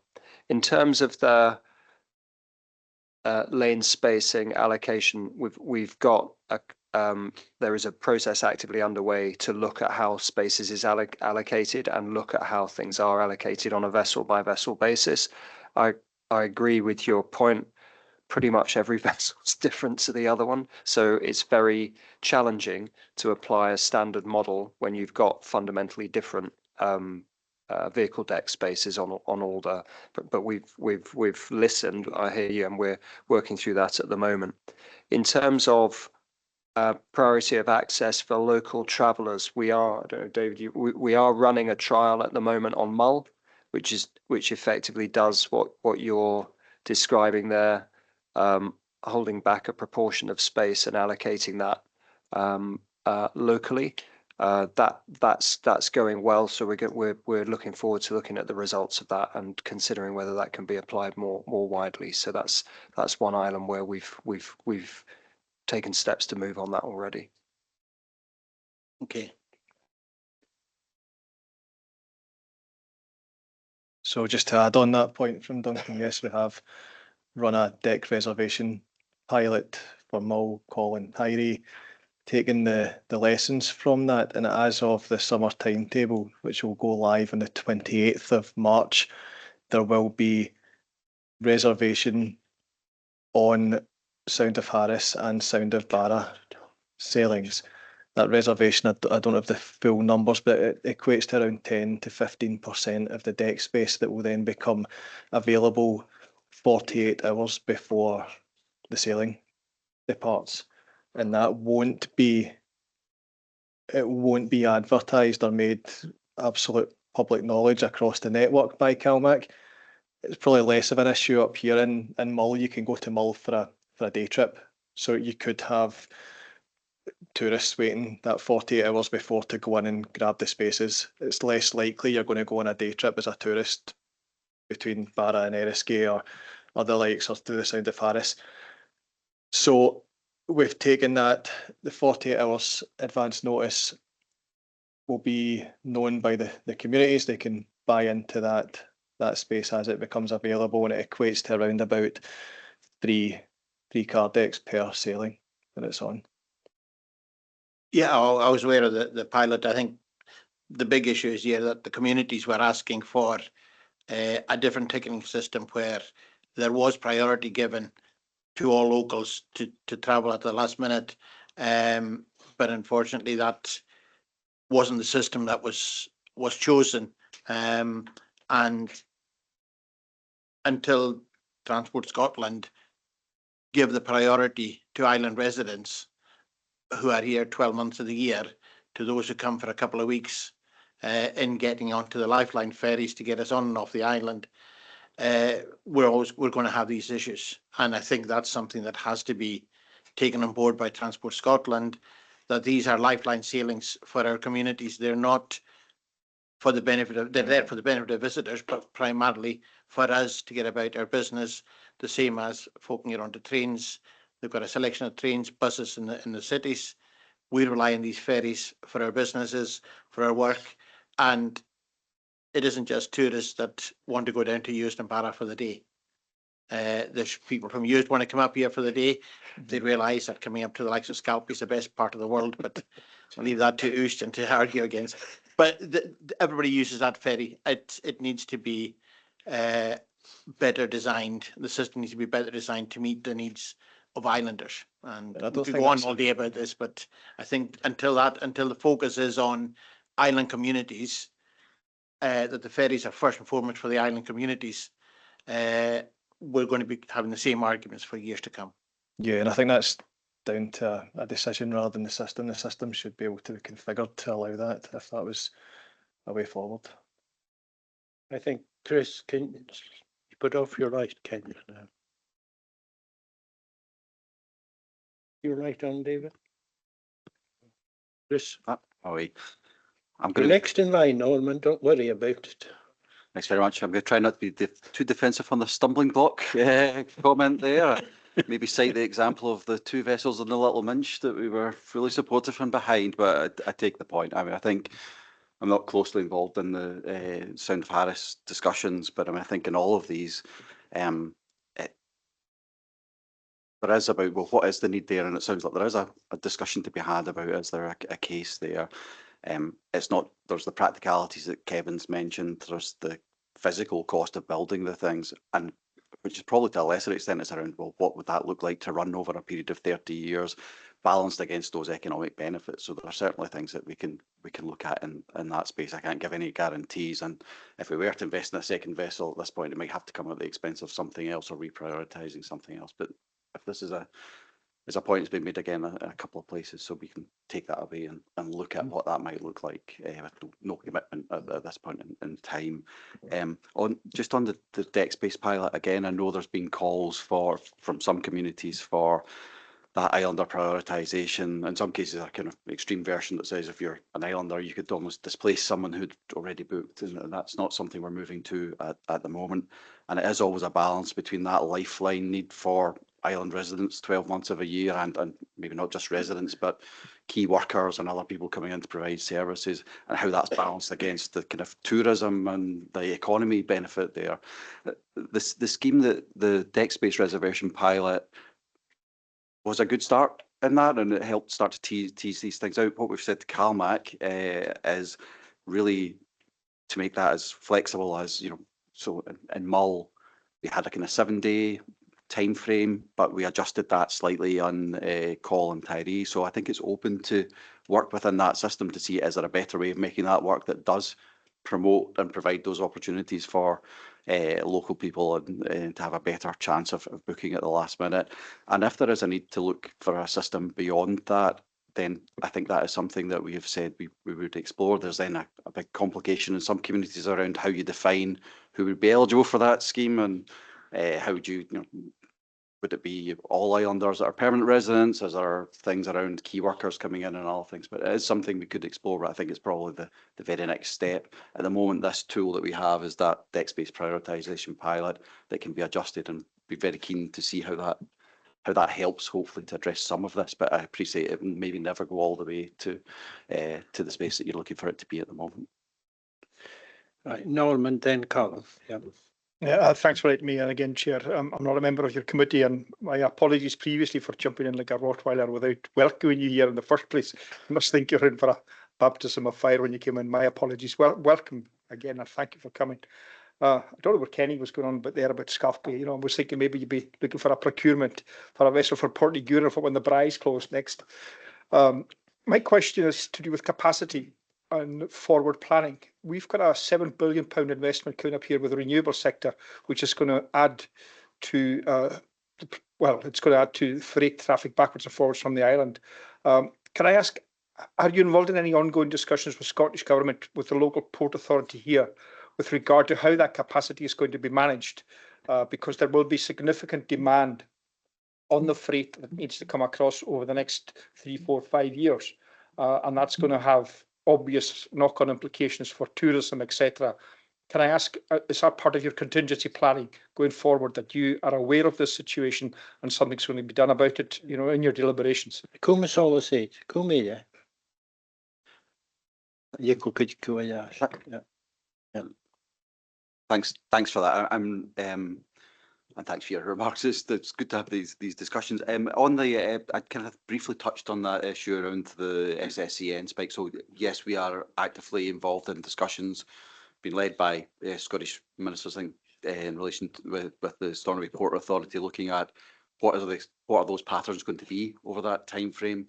Are there alternative ways to move some of those goods? Because I think some of the numbers we're hearing about additional HGVs would dwarf massively the capacity we have, even if we had a second Loch Seaforth on the route, or a second vessel there. So we are looking at that. There's a challenge around can that be moved in other ways? So could that be moved by sea into Stornoway? But there will be an increase in some of those spaces. There will be a need for some additional capacity there. I think there's a question around how we manage that and how we balance the interests of those big companies coming in who have got quite a lot to invest, and whether or not there's a role for them in helping to provide some of that. And then there's just a physical question of where would a vessel come from, and that has been a real challenge for us in sourcing this, even if there was a direct intervention. So yes, we're very much in discussions. We're in discussions with CMAL and CalMac as part of that as well. Alex McLeod from the Stornoway Port Authority, we're speaking to the Port Authority in Ullapool as well, because clearly there's a big angle there. So yes, do we have the answers to all of it at the moment? Not yet, but yeah, it's very much on our radar at the moment just now. And I think there are wider logistical challenges across the Western Isles in supporting that activity, from housing and various other things as well. The scale of it seems very significant. Yeah, I mean, I think the Port Authority here are talking about increasing the berthing capacity with Deepwater 2 as well. And I think, you know, they're looking at additional funding for that, and possibly Arnish for, you know, offshoring stuff, you know, whether it comes across private vessels from the companies themselves, sourcing a vessel to bring across huge infrastructure pieces. So that'd be a conversation I think everybody would be having around the table. So I'm glad to hear that, you know, the discussions are ongoing and everybody's aware of the possible knock-on effects of everything else. You know, our ability to get on and off the islands, and tourists' ability to get on and off the islands as well, because, you know, there's obviously going to be implications for everybody. Absolutely, and there's an aviation angle there as well in terms of people coming back and forth as well. As I don't have the answers to that, and there is a thing around a lot of this being developed and driven forward by commercial business, and what are their plans, and they hold a lot of the data and the pieces of the puzzle as to what that solution might be. But yeah, it is on our radar at the moment. So, sorry, can I just to reassure you, so we are involved in I'm aware of those discussions. I'm aware of some of the data around the volumes and the demand that's likely to be there, and I think we share in the excitement of what an amazing opportunity that is, and want to see, you know, an early discussion on how that can be addressed. Clearly, our capacity as it currently stands couldn't cope with that, so there needs to be another solution. Would we be interested in playing a part in that in some way on a different model? absolutely, but that needs to be worked through. But you know, I when I'm in Stornoway, like Chris will speak with Alex McLeod, so we're starting to see the data and be pulled into those discussions. So we look forward to seeing how that gets worked through. Callum? Thanks, Chair. As one who may I thank you for coming here today and meeting with you all. It's been enlightening, to say the least. Actually, at least we've got explanations in to some degree of what's happening. But one who was critical of the operations in the past, as the chairman probably knows. Can I ask just two questions? Really, it's to do with CalMac and Transport Scotland. And thanks, Duncan, for your explanation of what you came into. Because it would seem to me, by the terminology you were using, you came in, as you say, in fairly difficult circumstances. You also mentioned that there was, in the operations, there was too big a gap between lived experience and actually the provision that was there provided for it. And you're in here to drive change, which is good. That would seem to suggest to me, and I'm not a mariner, I'm not, that there was problems in the organization. It was problematic.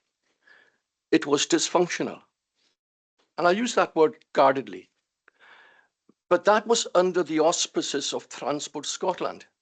This is where I come to you, Chris, and your organization. And Doug, Kenny has went into it a little bit, but I think I'll delve a little bit deeper. You were aware of this organization because you were the client. I think there was some fines being given to CalMac on years previous to this because of reliability. But you knew what was happening and you did nothing. As the client, you should have acted when the organization under which you were paying wasn't performing correctly.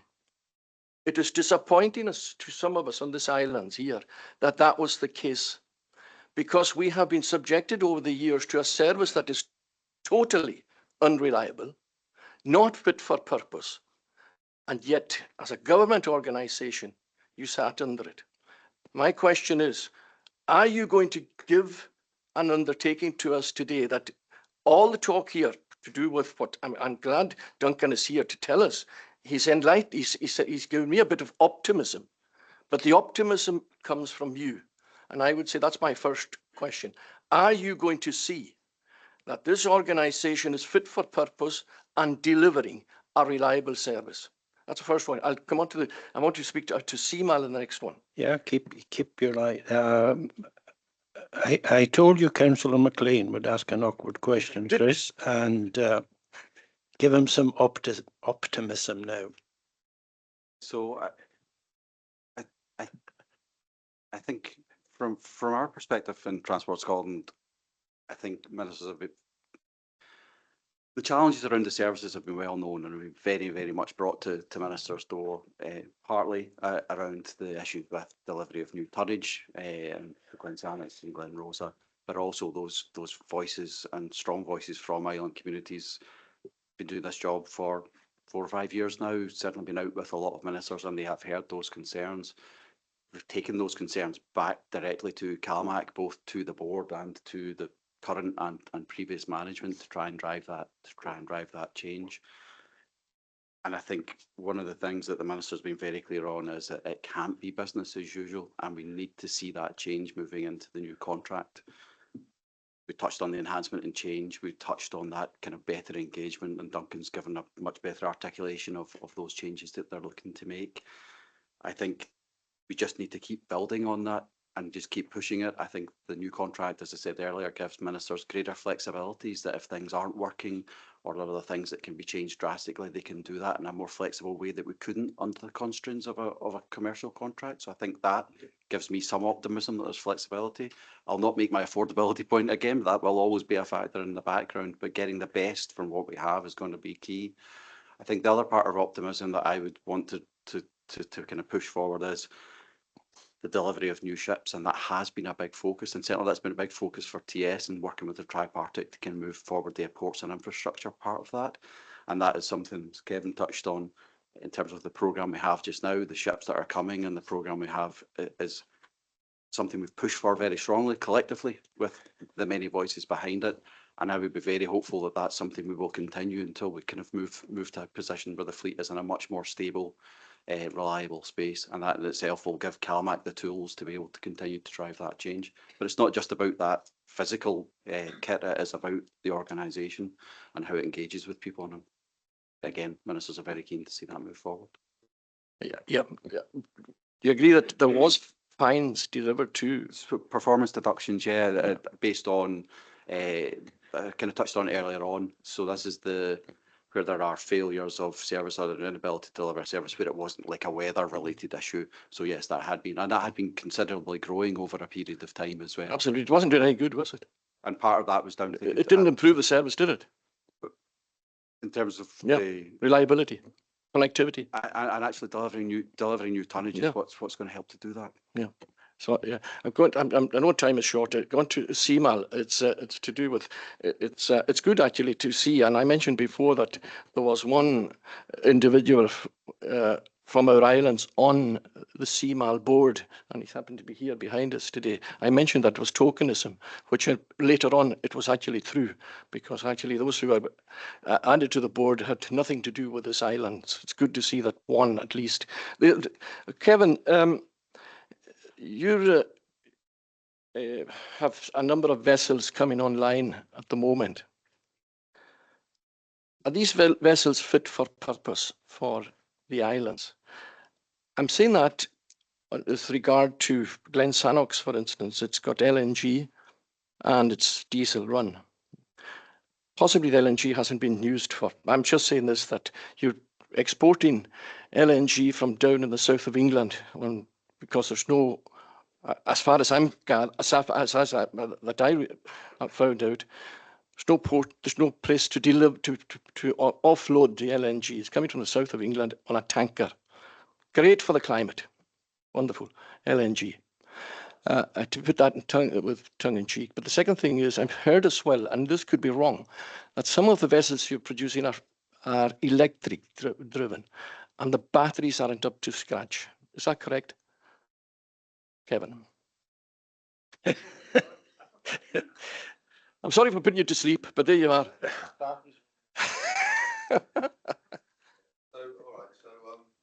Will you get solace, Donald? En jij zit echt al, je toe. Kun je daar zitten? Yeah. Good. So if we go back in history, and this is a bit of a history lesson, I guess. So LNG in shipping has always been seen as a transition fuel, and to be blunt, it was only a transition fuel.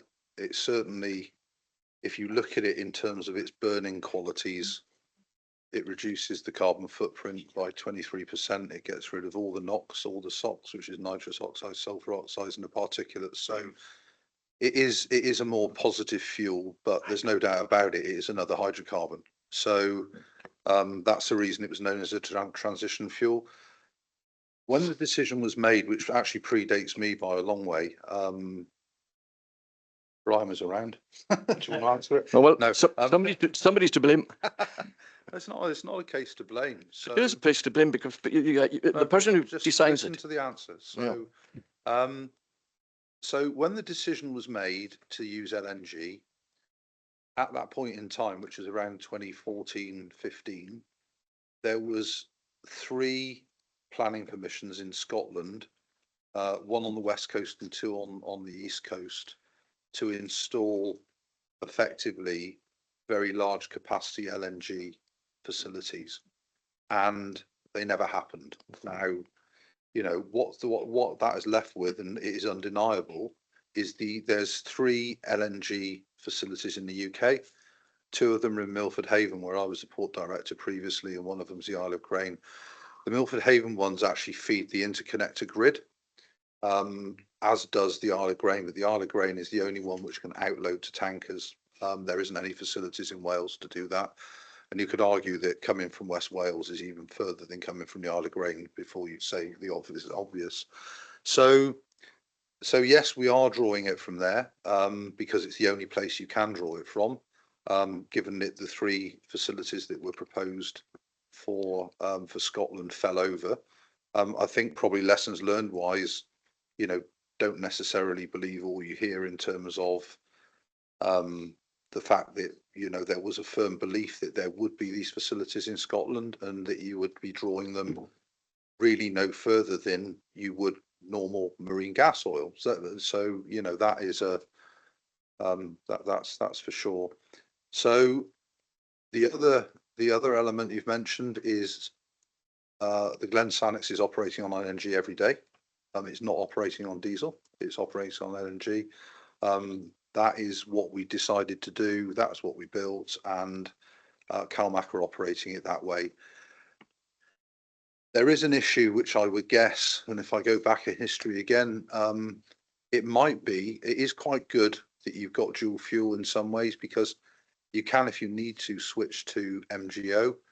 MGO is more polluting for sure, but there's 2 reasons you might do it. If there's a problem with the LNG side of things, at least you can carry on operating because you have got the marine gas oil capability. The other reason you might move to marine gas oil, and if you look back in history again at what happened if when Fukushima went up in a big bang after the tsunami, LNG at that point in time quadrupled in price, and we've really never discussed it, but I would say that if you're looking at 5 or 6 times the price of MGO versus LNG is on a short-term basis, which the Fukushima event was for about 6 months, my recommendation, so we don't bankrupt Scotland, would to be burn that MGO, to be perfectly honest with you. Yeah. You know, we're not faced with that at the moment, but it might be a case in the future where we are. So, you know, there's, you know, I think one of the themes today is there is not an infinite pot of money for any of us. So there might have to be that type of decision made in the future. I'm not sure about the issue of batteries. I mean, we have the Eilean, the Lochinvar and the Katrina. They have had some issues with their batteries. Batteries effectively will last for a maximum of 10 years. It's a bit like your iPhone, you know, it won't last forever. You effectively get a battery charging memory, and slowly but surely it deteriorates. The other thing can happen to batteries is you can get something called thermal runaway, which is when the chemistry inside the battery starts going wrong and it heats up and, you know, effectively explodes. It happens with cars, it happens with your iPhone, can go red hot and ignite as well, I'm sure you're aware. So the batteries that we have in the fleet at the moment need to be replaced, for sure. And there is a problem worldwide with batteries to do with the supply chain, whereby you have to order batteries about 2 years in advance of when you need them, and that has been something which has happened relatively recently. So the 2 of the 3 vessels at the moment that we have, which were the original diesel electric hybrids, are operating on MGO because their batteries are defunct effectively and we can't get replacements. As far as the sort of batteries that we have on board, well, we'll propose to have on board for the small vessel replacement program. It is well known now that we will have to start ordering batteries if this issue of supply chain continues at about year 7.5, so that you can guarantee that when you get to 10 that you've got those replacements. I keep saying to everybody that's prepared to listen that, you know, the transition to net zero is not going to be cheap, and it genuinely isn't. I mean, if you think about, let's just take the Hebrides as an example. The Hebrides has traditional diesel engines. If you were to transpose that, and there isn't a solution for a vessel that big to be purely driven by batteries at the moment, you effectively would have the cost of replacing the engines 4 times in its life. That is just an undeniable fact. So you know, you look at, say, the Eilean, Lochinvar and Katrina, that had very broad similar carrying characteristics to Western Ferries, which is the private operator on the Clyde, carries the same amount of cars and all the rest of it. You know, those vessels were replaced at 6 million, and the Halig, Katrine, Lochinvar were 12 million, and a substantial element of that was the decarbonisation element. So, you know, I think we have to face as a society, you know, the wider issue of, if we want to decarbonise and save the planet, if you happen to believe in that or not, we won't even go into that debate. But if that's what you want to do, these decisions are going to cost an awful lot more money for everybody in the world. You know, you don't buy a Tesla for the same money that you buy a Ford Focus. It's just a fact. So, you know, so there are lessons learned along the way. And, you know, we proactively decided that, given that LNG was a transition fuel back in 2014, when we ordered the Eilean ships, and then about 9 months later, the ships for the Little Minch, they haven't got LNG. So that tells you a story. Yeah. So, you know, that is part of a lessons learned. And part of that is driven by the fact that we didn't want to have further vessels which were drawing stuff up from the Isle of Grain. I think the other thing which does annoy me, just because I'm on a rant now, is that people don't seem to understand that all the oil and fuel that you burn comes from all over the world anyway. You know, there's a lot of narrative in the paper, oh, it's coming from Qatar, it's being dragged thousands and thousands of miles by ships to even get to the UK. Where do you think the fuel in your car comes from? It doesn't come from the North Sea anymore. It comes from Nigeria. It comes from South America. It comes from America. So, you know, that is, again, you know, you got to compare apples with apples. So I don't get so excited about the fact that LNG comes from Qatar, because a substantial part of everything that you put in your car on a daily basis is equally travelling as far, if not further. Yeah, I would just say the slogan with the Trumpist slogan should apply to Scotland: drill, drill, drill. Going to comment about that. What time's your ferry, Brian? 2 o'clock. We should have said finished. 12. Me, I've got I've got a lot of people waiting here. I'm sorry. So I'm going to let Gordon's been waiting for a while. Gordon Murray online. Thank you, Chair, and thank you to these guys for turning up and taking all these questions. I'd just like to add my voice to what Councillor Norrie MacDonald had mentioned in terms of the concessionary fares for the under-22s to be extended to mainland travel, because at the moment it's completely unfair for our youngsters, and all we want is that our youngsters are treated equally like their mainland counterparts, you know, especially in terms of sports and competing. So I know you answered the question, but can I ask exactly what action you intend to take? And also, if you can keep the chair of this committee updated on the actions and responses, so that he can update the next set of the next transportation meeting with what has happened since we discussed this. Thank you.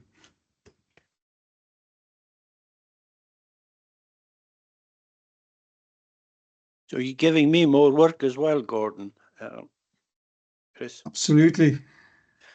Thanks for that, Councillor Murray. I mean, I think at the moment our focus is in bringing in this interim step, or this step just now. I mean, a colleague's gone that asked the question. I think the costs involved, and I don't have them to hand, of the full rollout, bearing in mind it would have to happen on both the Northern Isles and these networks, is substantively more than 100,000. I think if it was just £100,000, we'd be having a very different conversation about this. Our focus is on bringing in the elements that we do have for this budget, but we will reiterate to ministers and colleagues this very strongly felt, very strongly made points about that wider extension, as I say, and Chair, happy to pick that up with you separately in discussions.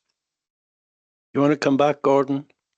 Many thanks. I thought the figure was nearer 2 million. I think that's the figure that had been bounded about. But yeah, all we want is fairness. I think we've also got the island proofing as well.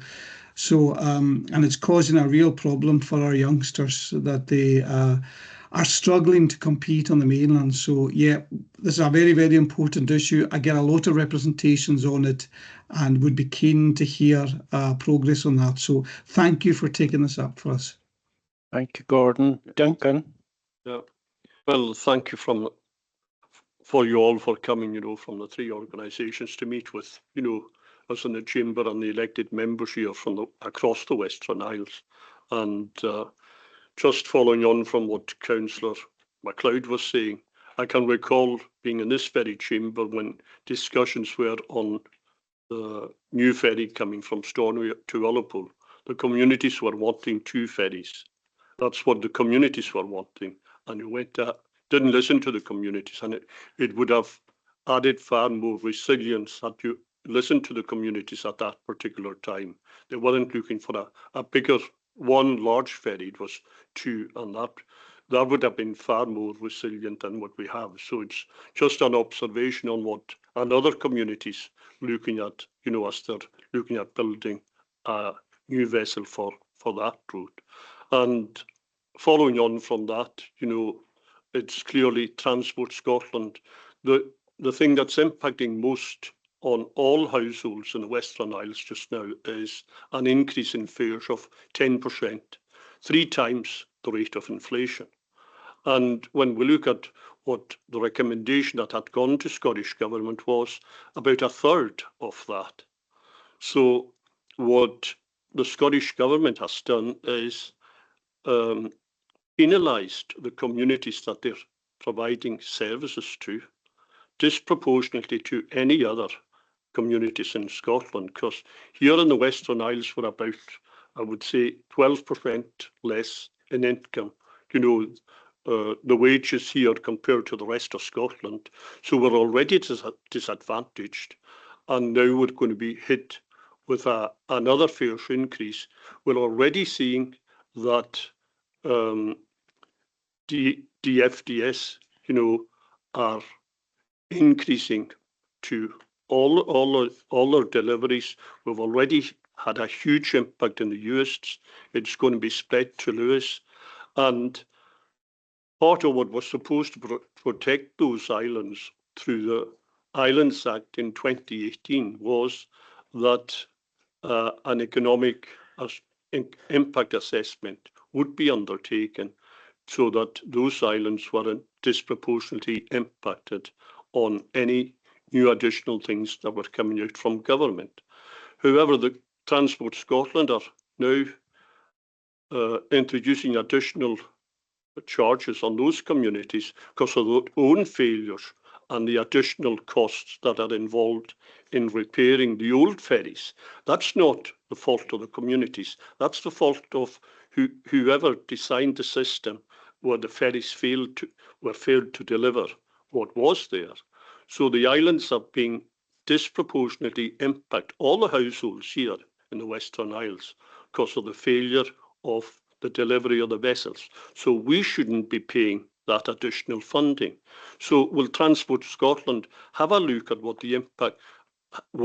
the economic impact assessment is, which is disproportionately impacting all households in the island, and come back with an increase in ferries that relate to inflation and not us being charged unfairly for the problems that Transport Scotland or whoever has done in the last number of years, 6 years in fact.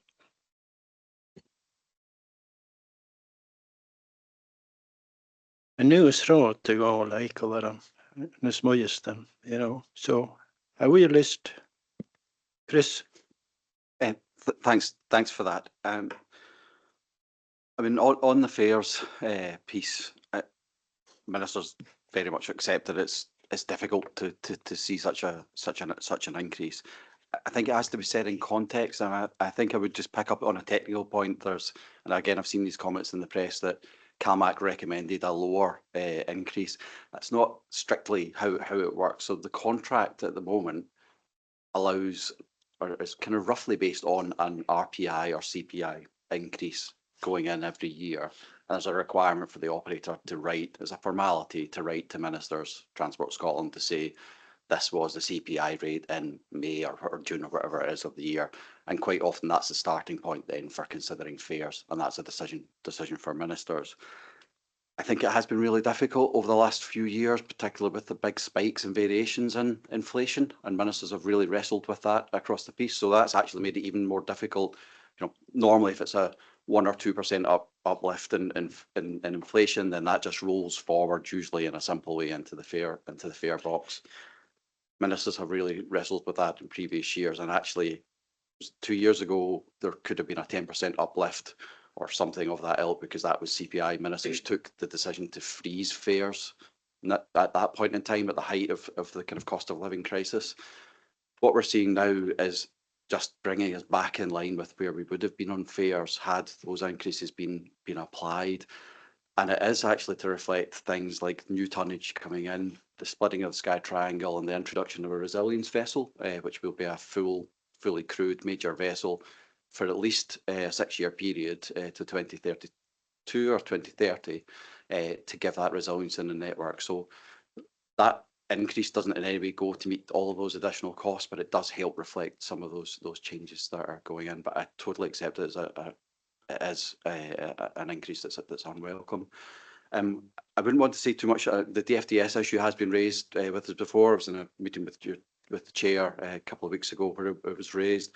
I think that in itself is a much more complex issue than just the ferry element, although that's clearly a part of that. But I think those are wider commercial decisions by DFDS and the kind of change in structures and ownership there that I wouldn't be able to talk to. But I know that is an issue that's been flagged to ministers a few times as well. Yeah, just if I can come in, you know, there's the reputational damage that has been done, you know, as well to the island's economy.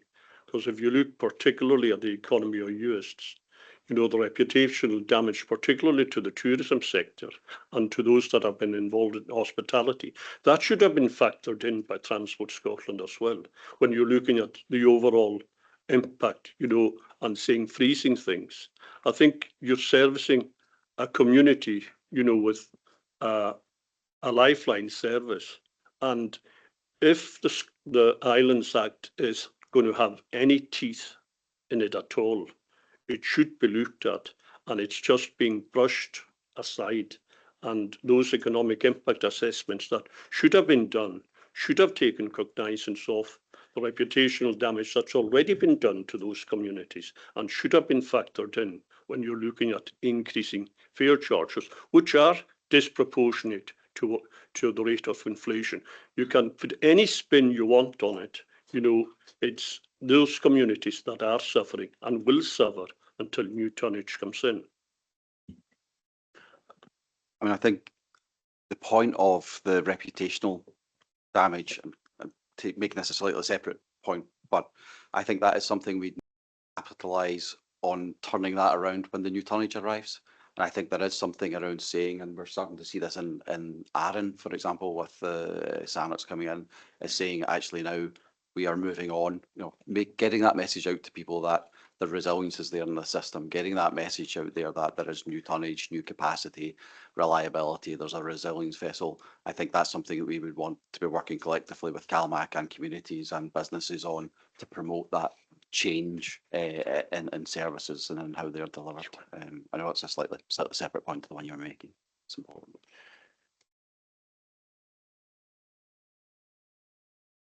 Yeah, Brian. Okay, yeah, thanks, Justin. Yeah, it was just to pick up on your first point, and it's to give some assurance around that, that the community weren't listened to for the Ullapool Stornoway 1 vessel.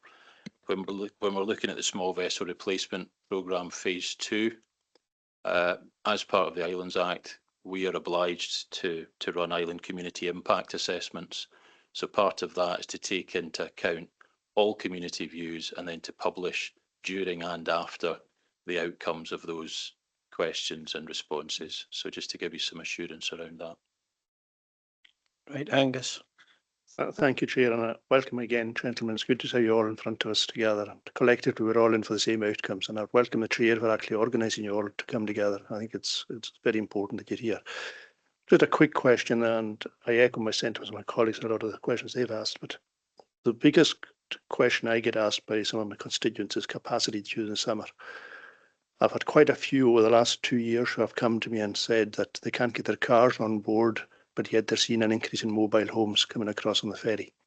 Now, we all know we probably set a rod for our own backs here through Transport Scotland by reducing the fare for mobile homes to come across on the ferry. But the concern that most of the people that have come to me is that people are paying the same amount of money for a large, and the mobile homes are getting bigger. You can see that coming across. They're paying the same amount for a large mobile home as someone is for the likes of an Audi A1 car coming across. And I welcome the comments today that there is going to be more capacity for, last minute 24-hour bookings. But there is an issue where the mobile home capacity is increasing. We see that in the lanes over the summer, and particularly in Tarbert, where maybe 3 lanes, 4 lanes are taken up on mobile homes and the cars cannot get across. And that is a concern from some of my constituents. I'm just passing it on, seeing it all together here today. Thank you. You want to come back on that, Chris?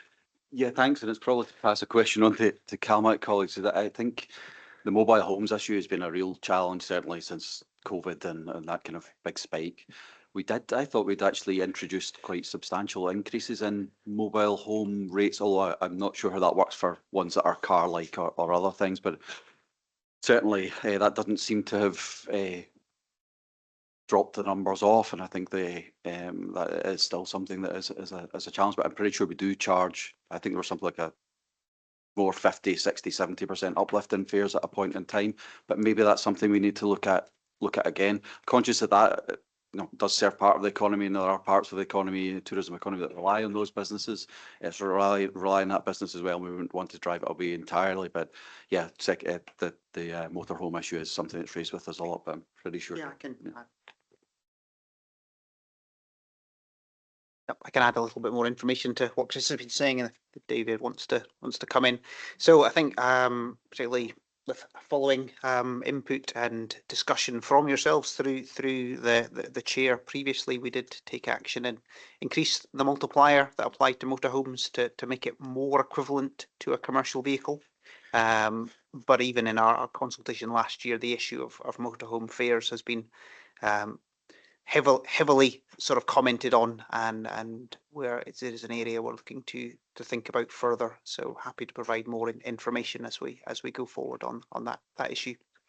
Yeah, and we keep an eye on the issue as well. It's funny you said the Tarbert-Harris route. The Tarbert-Harris route is quite heavily utilised with motorhomes, and we've had instances where former Eastern Bloc military vehicles have turned up registered as a motorhome because they've been kitted out with a bathroom and a kitchen and everything else. So we do keep quite a close eye on that, and we're trying to manage that with feedback from our port colleagues of kind of what type of vehicles are turning up and how we can move forward and feed that back, because there's no way that should be the same price as a Volkswagen Transporter, and we don't treat them that way. We don't treat them as a motorhome. They come on as commercial vehicles and the likes, but we have had instances where, as you say, the motorhomes are getting bigger, but the motorhomes are being repurposed from military vehicles, from horse boxes, from everything else, so that people are increasing the size. But we're aware of the problem, and we do take that feedback and consider how we can manage that.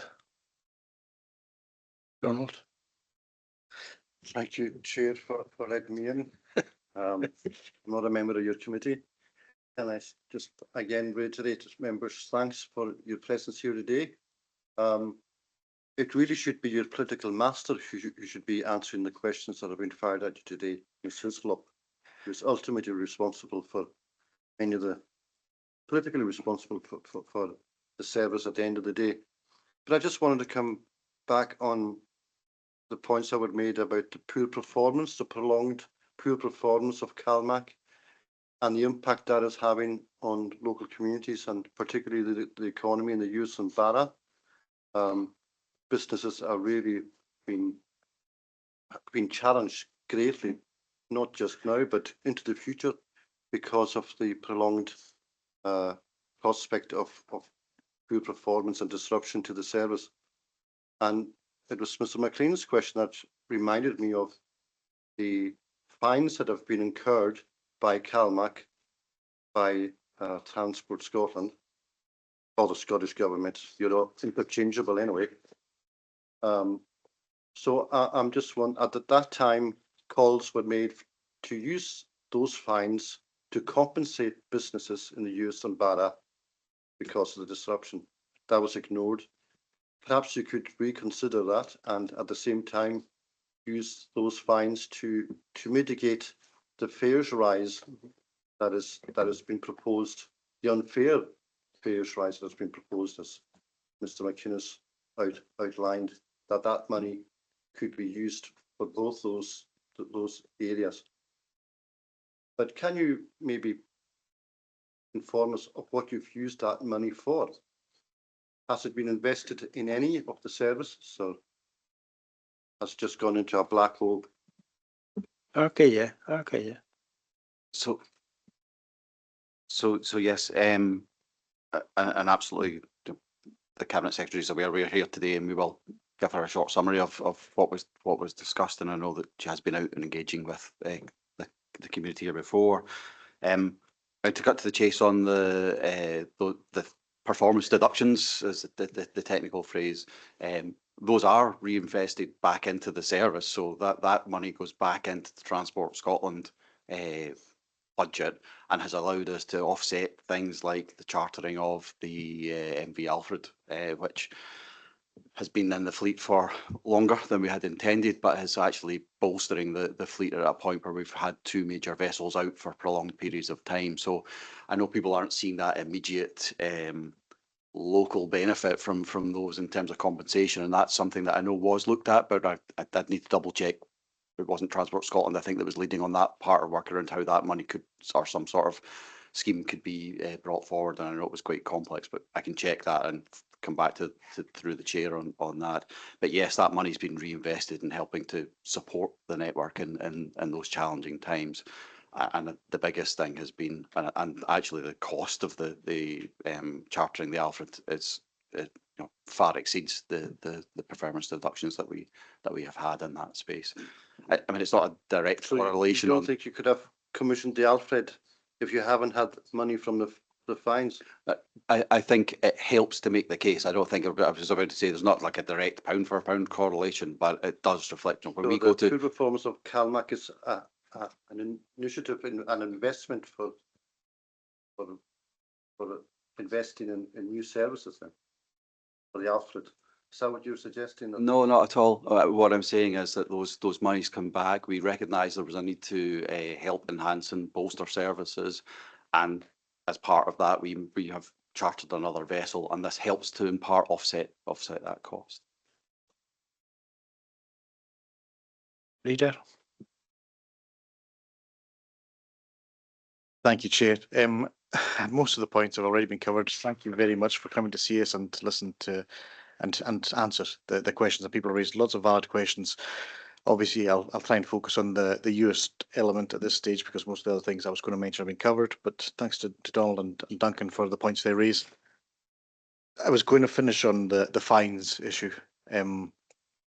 We've been pushing for resilience in US by having extra sailings on the Sound of Barra. We've proved the case. You asked us to prove it, we proved it. But the money's not been found. Again, if there's fines being put forward, that's where we would have liked to have seen the money gone. Resilience for us, because it's us that are being affected more than anyone else in Eust. So that would have been a perfect solution, but we keep getting told it's costing too much. We don't have the funding for it. We seem to find it for other issues. Why can it not be done? If that was in place as a regular service, you already have resilience built in. You're not having to then scramble and try and find a crew and put extra sailings on, which has happened. And when it happens, it's great. The timings that we get when there's early sailings and evening sailings, socially, it's good. I mean, for example, the football team is able to come backwards and forwards when that happens, but they can't because it's not a scheduled service. So there are ways you can do it, and it does happen, but you just haven't managed to put that into the system. So with Chips 3, that should be part of it. Again, I'm not going to reiterate those points. Thanks for the update on Lochboysdale and Gassay and Lottie. I mean, there's real concern in Eust. They think you all are doing this on purpose. They think that there's a move to depopulate the islands and reduce the ferry service to make it so unattractive for people to live and work in the islands. That's what we get. We hear this all the time. So we have to say, well, what we're told is it's moving ahead. So the fact that we've been told again today that it's moving even further ahead, it gives us that reassurance to go back to our communities. Norris Point, I've finished on that one.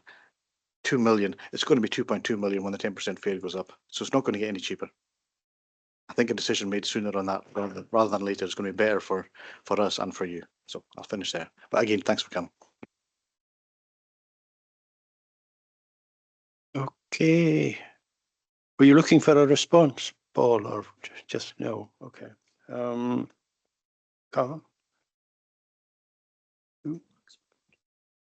Oh, Kenny, I'll give you 3 years. Thanks, Chair. Just one small simple question for Transport Scotland. A previous Transport Minister commissioned a major report on ferries in Scotland, and Angus Campbell of the Ferries Communities Board produced that report. Can you confirm that as part of the recommendations from that have been considered for the Chiefs 3 contract as well as for moving forward, or is it beside the Project Neptune report on the shelf gathering dust? I think I previously suggested that the Project Neptune is not on the shelf gathering dust, and we would be returning to that after we move to the Director Board of Chiefs. Yeah, so I actually just refreshed myself around the Angus Campbell's report, which was kind of twofold. It was looking at the Project Neptune and what people's views were on it. Well, it was kind of threefold. It looked at what people want to see in the next Chiefs contract, and then it had a third, any other feedback that came back on that. So I was actually reviewing that the other day, and a lot of that material was also fed into the Islands Connectivity Plan. It will help inform things like the Chiefs network, and there are the further elements on what possible future reform would be that we will feed into that process once it recommences. So it's not on the shelf by any means. There's quite a few elements of it around, comments on reliability, comments on other things that are already in the ICP and are fed into those plans. Angus. Thank you very much indeed, Chairman. I'm not a member of your committee, and I'd like to thank the gentleman for being here today. Having said that, what I'm now going to say is not going to please them very much. This is a subject that no matter where a councillor goes, it's something that's brought to their attention, complaints and requests for various changes to be made and better service to be provided and so on. And I wrote about this recently in a post on Facebook, and I said, the triumvirate, CalMac, CMAL and Transport Scotland have handled the West Coast ferries with contempt and incompetence for years, more or less over the entire period the SNP has been in power. I recall as a new councillor a pact called chamber to discuss with representatives of the organisations mentioned above the future of the ferry service from Ullapool to Stornoway, to which the deputy leader has spoken already. Speaker after speaker emphasised the importance of two vessels plying between the two ports.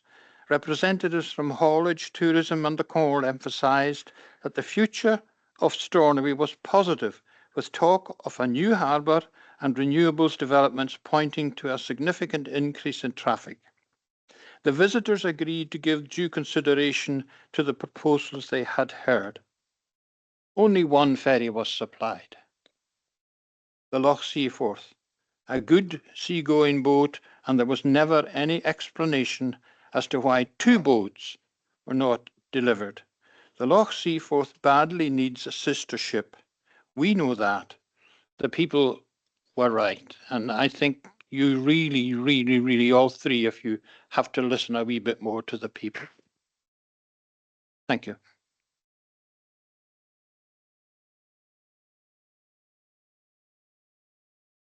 Who's going to answer that? I don't do social media at all, Angus, so I haven't read your blog, but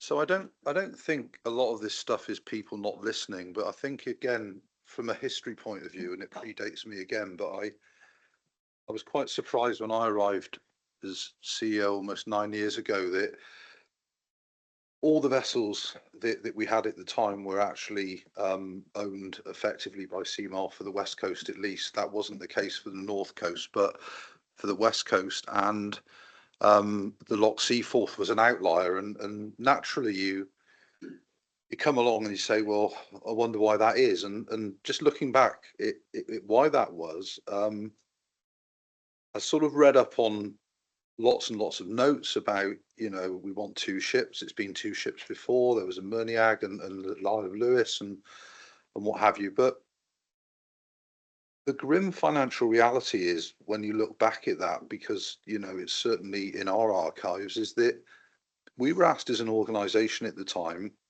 to go out and borrow money from a bank for the first time in our history, because Scotland did not have the money. Scotland PLC did not have the money, or it did not have enough money to build 1 ship, leave alone 2. And that is just the reality of it. So I guess from an internalised point of view, and this was CalMac and CMAL and Transport Scotland, it's not that people weren't listening.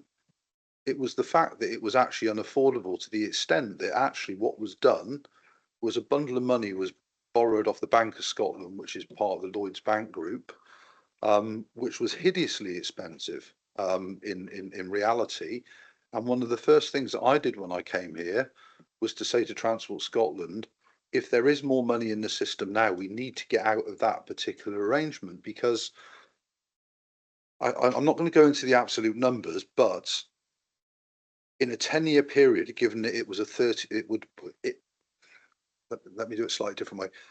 If we were to continue paying for it for 10 years, bearing in mind a ship lasts for 30, the way that effectively private finance initiative works is that you are paying for the full value of that ship in a 10-year period. Now, we broke away from that within about 6, and that saved an absolute fortune. What would have ended up being if we had just carried on with that, you would effectively have paid for that ship 3 times in a 30-year period.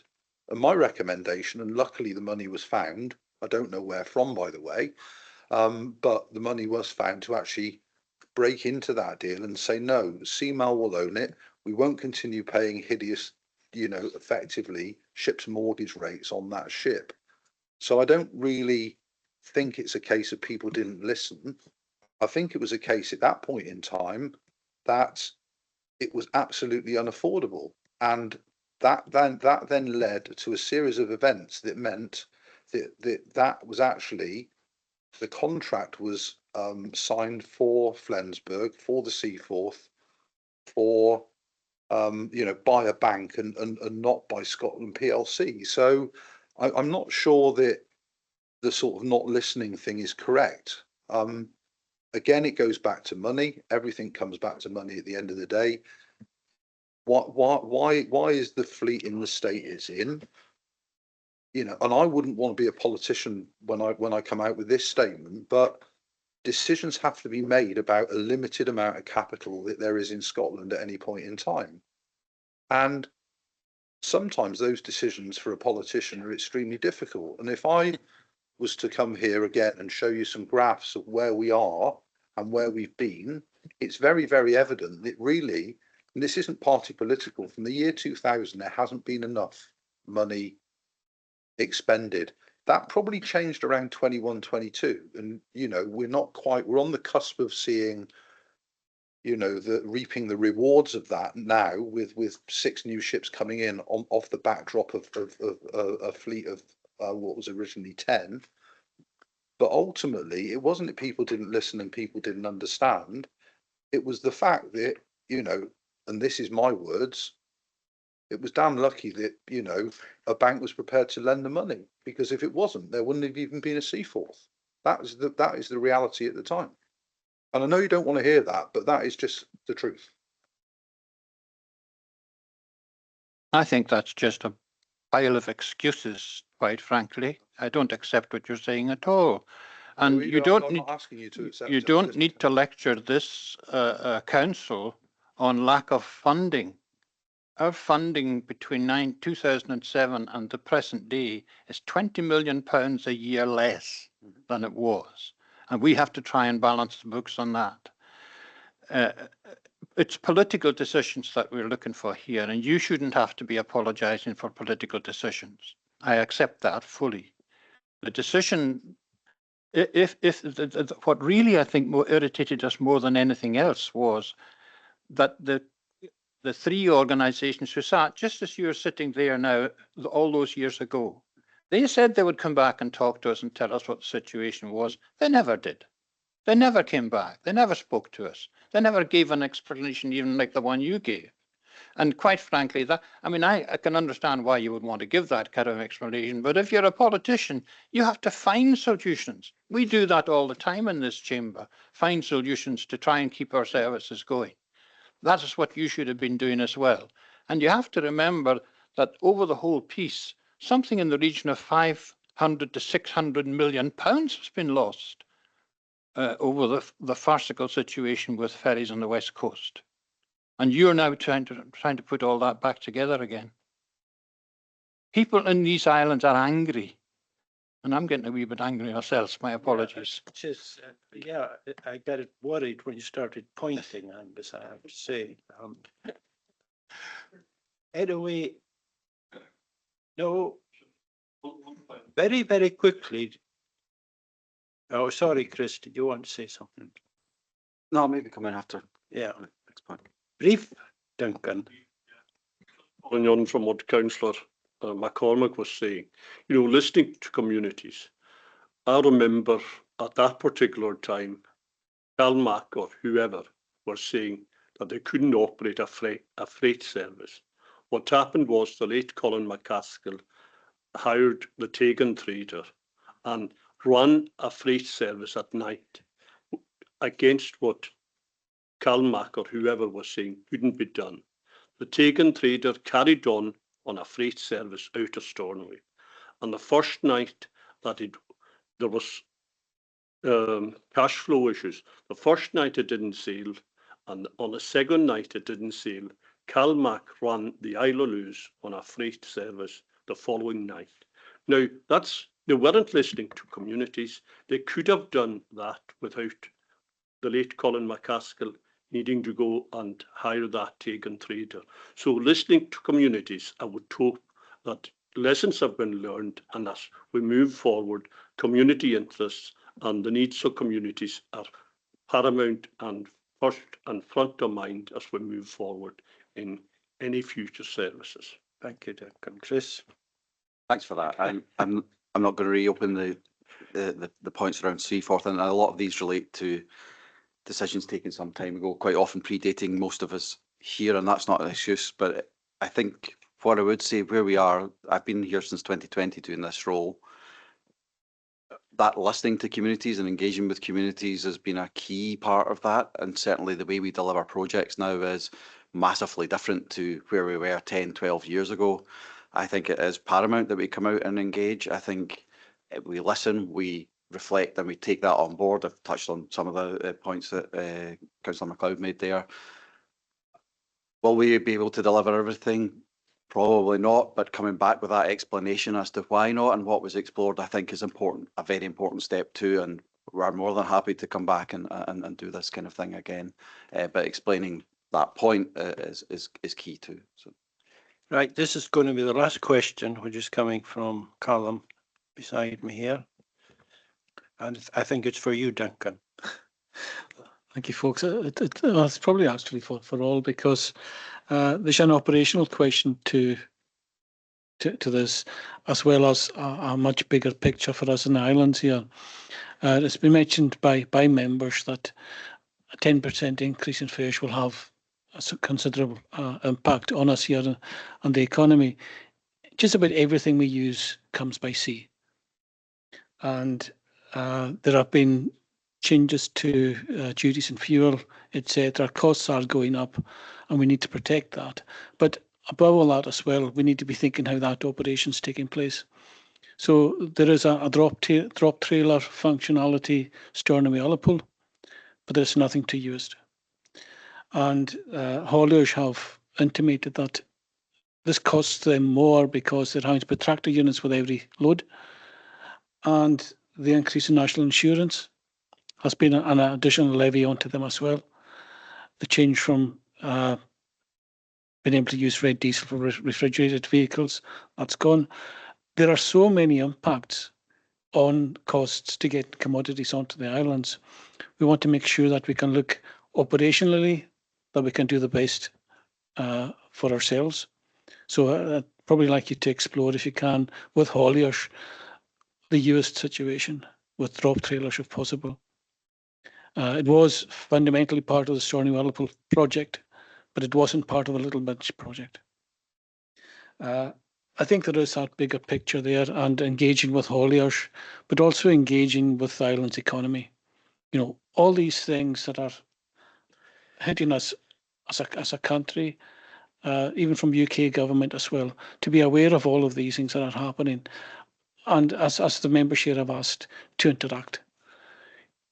So I think my question there initially was operationally, can we do something about hauliers and drop trailers to used? But that was in the context of, let's look at the total cost to the island economy, because all of our commodities come by sea. There are probably lots of members here aware as well that when we go to order something off Amazon or any of these online services, some won't even deliver to islands. And the cost on the surcharge islands is huge. So I think your help in these aspects would be greatly appreciated. Duncan? Okay. Thank you for your question. Yeah, so in terms of drop trailers, Callum, we are either running or about to start a drop trailer pilot, which is a new one on Eilean. That came about as a discussion that I attended with hauliers talking about similar issues. So I think what I can say without drifting into platitudes is we are open, so I can come back and look at that.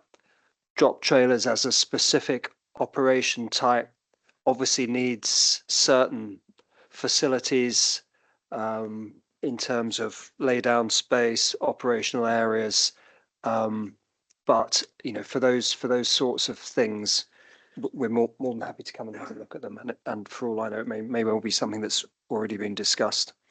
I think in general, what I'm trying to get to with people like David is that we pick up on small but significant points locally, and those find their way back up to me through the system quickly and get talked about with energy and with focus, and we try and tailor services accordingly. I think that's what CHIFS 3, as I understand it, is trying to point us towards.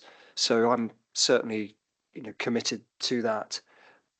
Ultimately, at the end of the day, I think you just have to judge us by our actions moving forward, and the proof of the pudding's in the eating. But I would encourage you to give us a chance. And if there are things like that you or any of your constituents come up with, please push those points through to the right person in CalMac. Either that's me or David in this situation, and we'll take them forward the best that we can. And we'll come back and answer. We can't always give the answers that everyone wants, but we will come back and answer directly. So, David, is there anything you want to add to that locally? Okay. No, thank you. Are you anybody else? No? Short answer, Kevin. Yeah, no, it's fine. Yeah, I mean, drop trailers are doable in some places and not in others, and probably, certainly going to Lochmaddy is doable, but certainly it wouldn't be at Gassay, I would say, and that's driven really by Mallaig more than anything. So as Duncan's alluded to, my sort of history is more drop trailers than anything else for 25 years, and that there is a certain footprint that's required. So we could certainly highlight where the footprints are and where they're not, and what could be achieved and what couldn't be achieved. So, we'll take a look at it alongside CalMac to see if we can come up with a solution in respect of that, if that's what's required from a haulage point of view. So we'll work on that. Thank you. Okay, thank you, Kevin. Thank you, Duncan. And I think that'll do for today. So that both Brian and Kevin can catch the ferry shortly.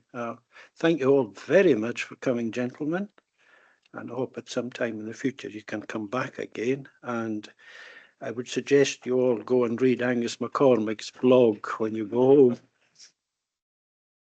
I'm sure he'll be adding to it after this, but thank you all very much. Really appreciate it. And I think members are very appreciative of your attendance, seeing you all here together and see you all working together. Yeah. So, more in time. Yeah. I think we'll take a 10-minute break now. Just 10.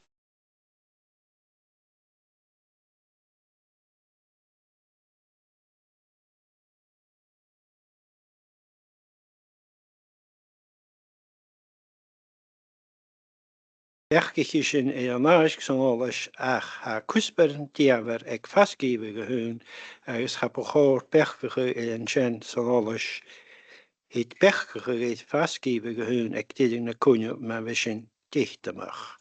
An ná seo dat fisracha mó áisc nech enemichte son an lúnastor dávílis céide dichit agus bíní cynech Muidestan is an áisc agus fictí a kistin sa bí a chair ní se gá mar a pisin tiise le uaid gníim sin tinine as is dúi PNR. Siú tic sin. Sé go chaidí. Thank you, Chair. Well, if you've got half an hour, I'll go in detail through the report then. No, after nothing else to add to it, but happy to take any questions. Sinna get the dóid. Well, kistic tinine sa bí. Daniel, wel bwyle kundig an áisc horst fannear. Oh, thanks, Chair. Not a member of the committee, and sorry to be a pain dragging in here any longer than it needs to be dragged out.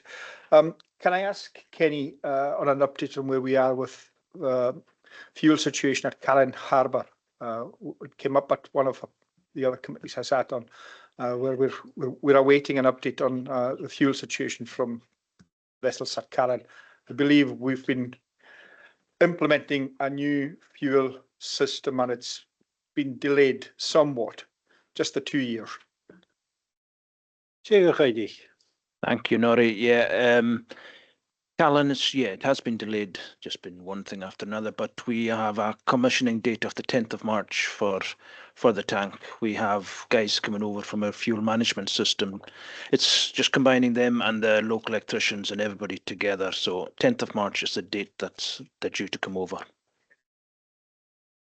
Prima, daar plet geniet. Wel boeile kundig an áisc van jaar. Ja, prima. Cúspar a hoch sé a sin ves.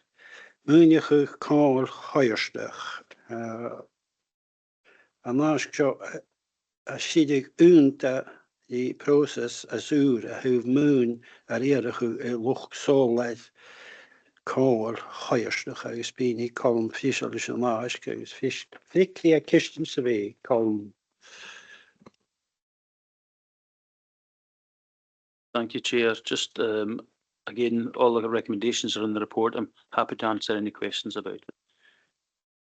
Sig, wel kistin ag tinine sa bí. Blaine, Daniel. Zo wordt boeile kundig na molle in ag 3 puntje hun. Ja, lewa.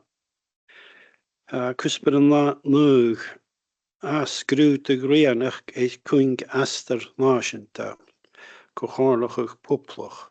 An náis go siad gúnta i ficirst is Comhairle rialtas na halape ag ascrúta gréanach astar náisinta. A drech rékers na cála an a fascíomh na háisc agus bíní calamach cynnig is an háisc agus fictí kistin sa bí. Callum. Thank you, Chair. The response is an appendix to the report in front of you. It's a consultation looking at increasing the speed of HGVs on what we would call the national speed limit roads just now. They're currently regulated to 40, but the consultation looks at increasing that to 50. Conversely, vehicles, normal cars would be restricted to 50 miles per hour on currently national speed limit roads, which are currently 60. The appendix is the draft response, and I've taken a liberty to put a section in to say that it has been discussed with this committee, and the response would be that a blanket approach to a reduction in speed for vehicles on a single carriageway was not appropriate and should be based on a revised assessment process in consideration of route-specific impacts. And increasing speed limits for HGVs could have a detrimental impact on rural communities. So if you think of them going through at 40 just now and then going through at 50, and in general, a revised route-based speed assessment guidance would be more appropriate for establishing speed limits on roads. So I'm just seeking your approval for that response. Sure, well, Kishtik in your be. Aniel?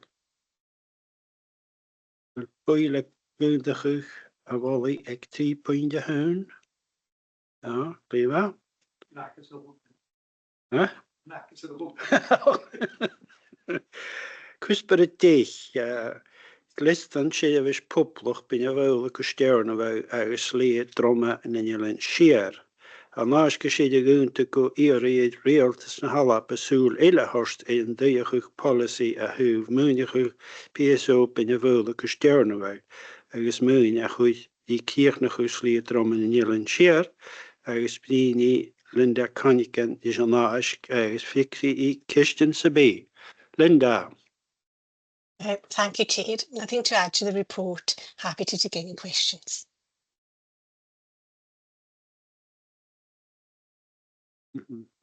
Verkistig dan je een visat. Daniel? Appendix heb een kuters. Oh, één. En ik het. Wel, appendix kuters kan kalm dan één. Dus zo. I'm so bergen in daar tegen een komen. Thank you, Chair. Members may be aware that there's a group been established to look at the patient travel services throughout the islands. The current operators, Air Task, of the Stornoway Benbecula Air Service have been very proactive and have looked at the procurement of an alternative aircraft to the Islander. They're looking at undertaking a trial on Wednesday and Thursday, the 26th and 27th of February. What they're looking at doing is taking this potential aircraft to Stornoway and to Benbecula for people to see it. So they'll be inviting user groups, etc. And I've just got an email here just now inviting members of this committee as well on the afternoon of Wednesday, the 26th of February, to go and see this aircraft. This is very much a trial to see if it's a part of consultation to see if the community are happy with the type of aircraft that they're proposing. But again, this aircraft would need to be funded and financed, for which the Comhairle don't have the resources. However, there's a paper going to Scottish Government looking for additional resources to, one, utilise a different aircraft, and two, to see if there's a way of extending the 3-day service to 4 or 5 days. So that's on Appendix 2, Linda's report, and it's for your information. Eilean. Thank you, Carla, Linda. This is definitely most welcome, and I congratulate you on your work, and hopefully something is going to come of this. I'm particularly happy that Barra's mentioned the line in there, so hopefully with all the things that are going to be sorted around that's something can be done around Barra as well.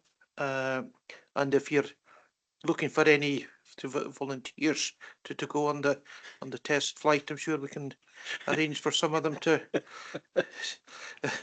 around here. So Okay, just to be clear, it's a viewing of the aircraft.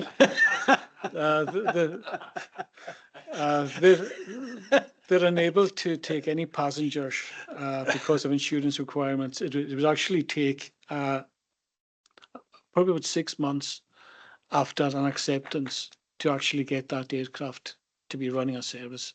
It would be the first of its type in the UK running that kind of service.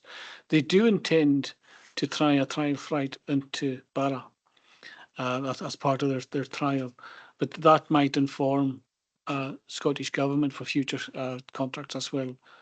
So it's a viewing only, I'm afraid, no joyrides. okay. Not that's the dinning with that. Oh, Janet, sit down. But I see you stay. Even so, it's most welcome, and hopefully something will come to this. And I think we should really congratulate those that have worked behind the scenes on this, and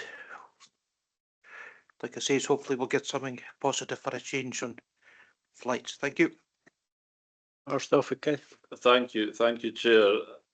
Just perhaps to make that point, the report and the appendix are very much linked, and they tie into work that is going on, as you know, Chair, to seek support for inter-island connectivity. The report makes it very clear there are human rights aspects to this.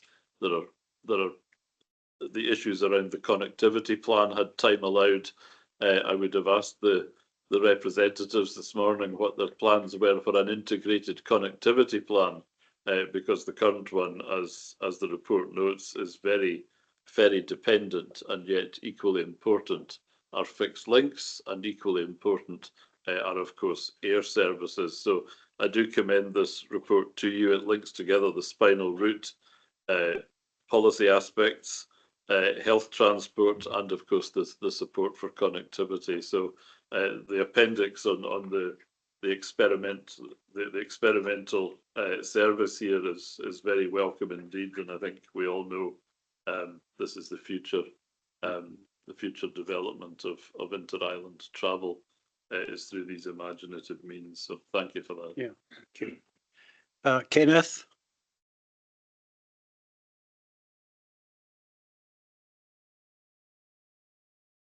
Thank you, Chair.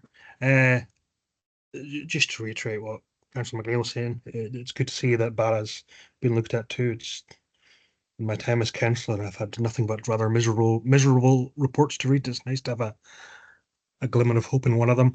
It mentions in the appendix that there's potential for a trial in Barra subject to approval. Has that approval been given yet, or are we still waiting?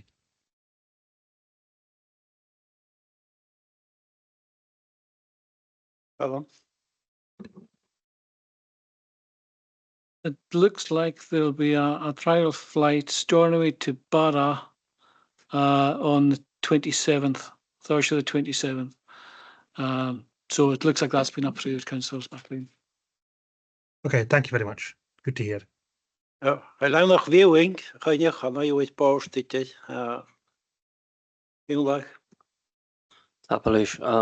Thanks very much. I'm glad to see this report, and you know, as someone who's at the airport quite often, I know that over the past number of weeks there have been a large amount of cancellations from that flight, and it's good to see this, and I hope it does come off.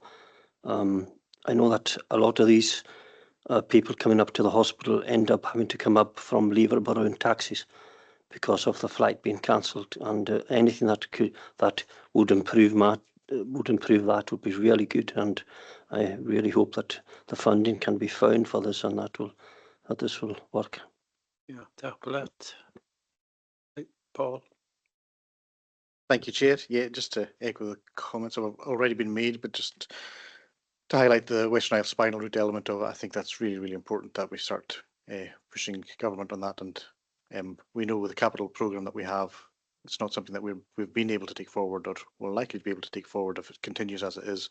So I think we need to be making the case if there's there's funding opportunities out there to allow us to improve on that, then we should. And the flight situation, obviously, we've made the decision we've had to make because of the finances again. And if Scottish Government had reimbursed us to the same level they'd looked after their own budget, then we wouldn't be in this situation. So I think that the case is well made, excellent report, and looking forward to some positive outcomes on it. Yeah. Thanks, Chair. Yeah, I'd also like to welcome this report. It's excellent. Like Kenneth said, it's good to be reading a good report. It's not depressing you really. So just to add my weight to it as well. Thanks. Okay, ta believe Colm diach grauch o chunnig chuit ag Island Hebridean Airways. Thanks, Chair. Yes, there was kind of fuel issues over the last weekend and beginning of the week. They should be resolved by Friday. Okay, stick to this beerle. En heel tang wordt de lindas de galm en heel gezonde mask. Ze wil boeien kundig de mollen ek 3 punten hun. Ja, lewa.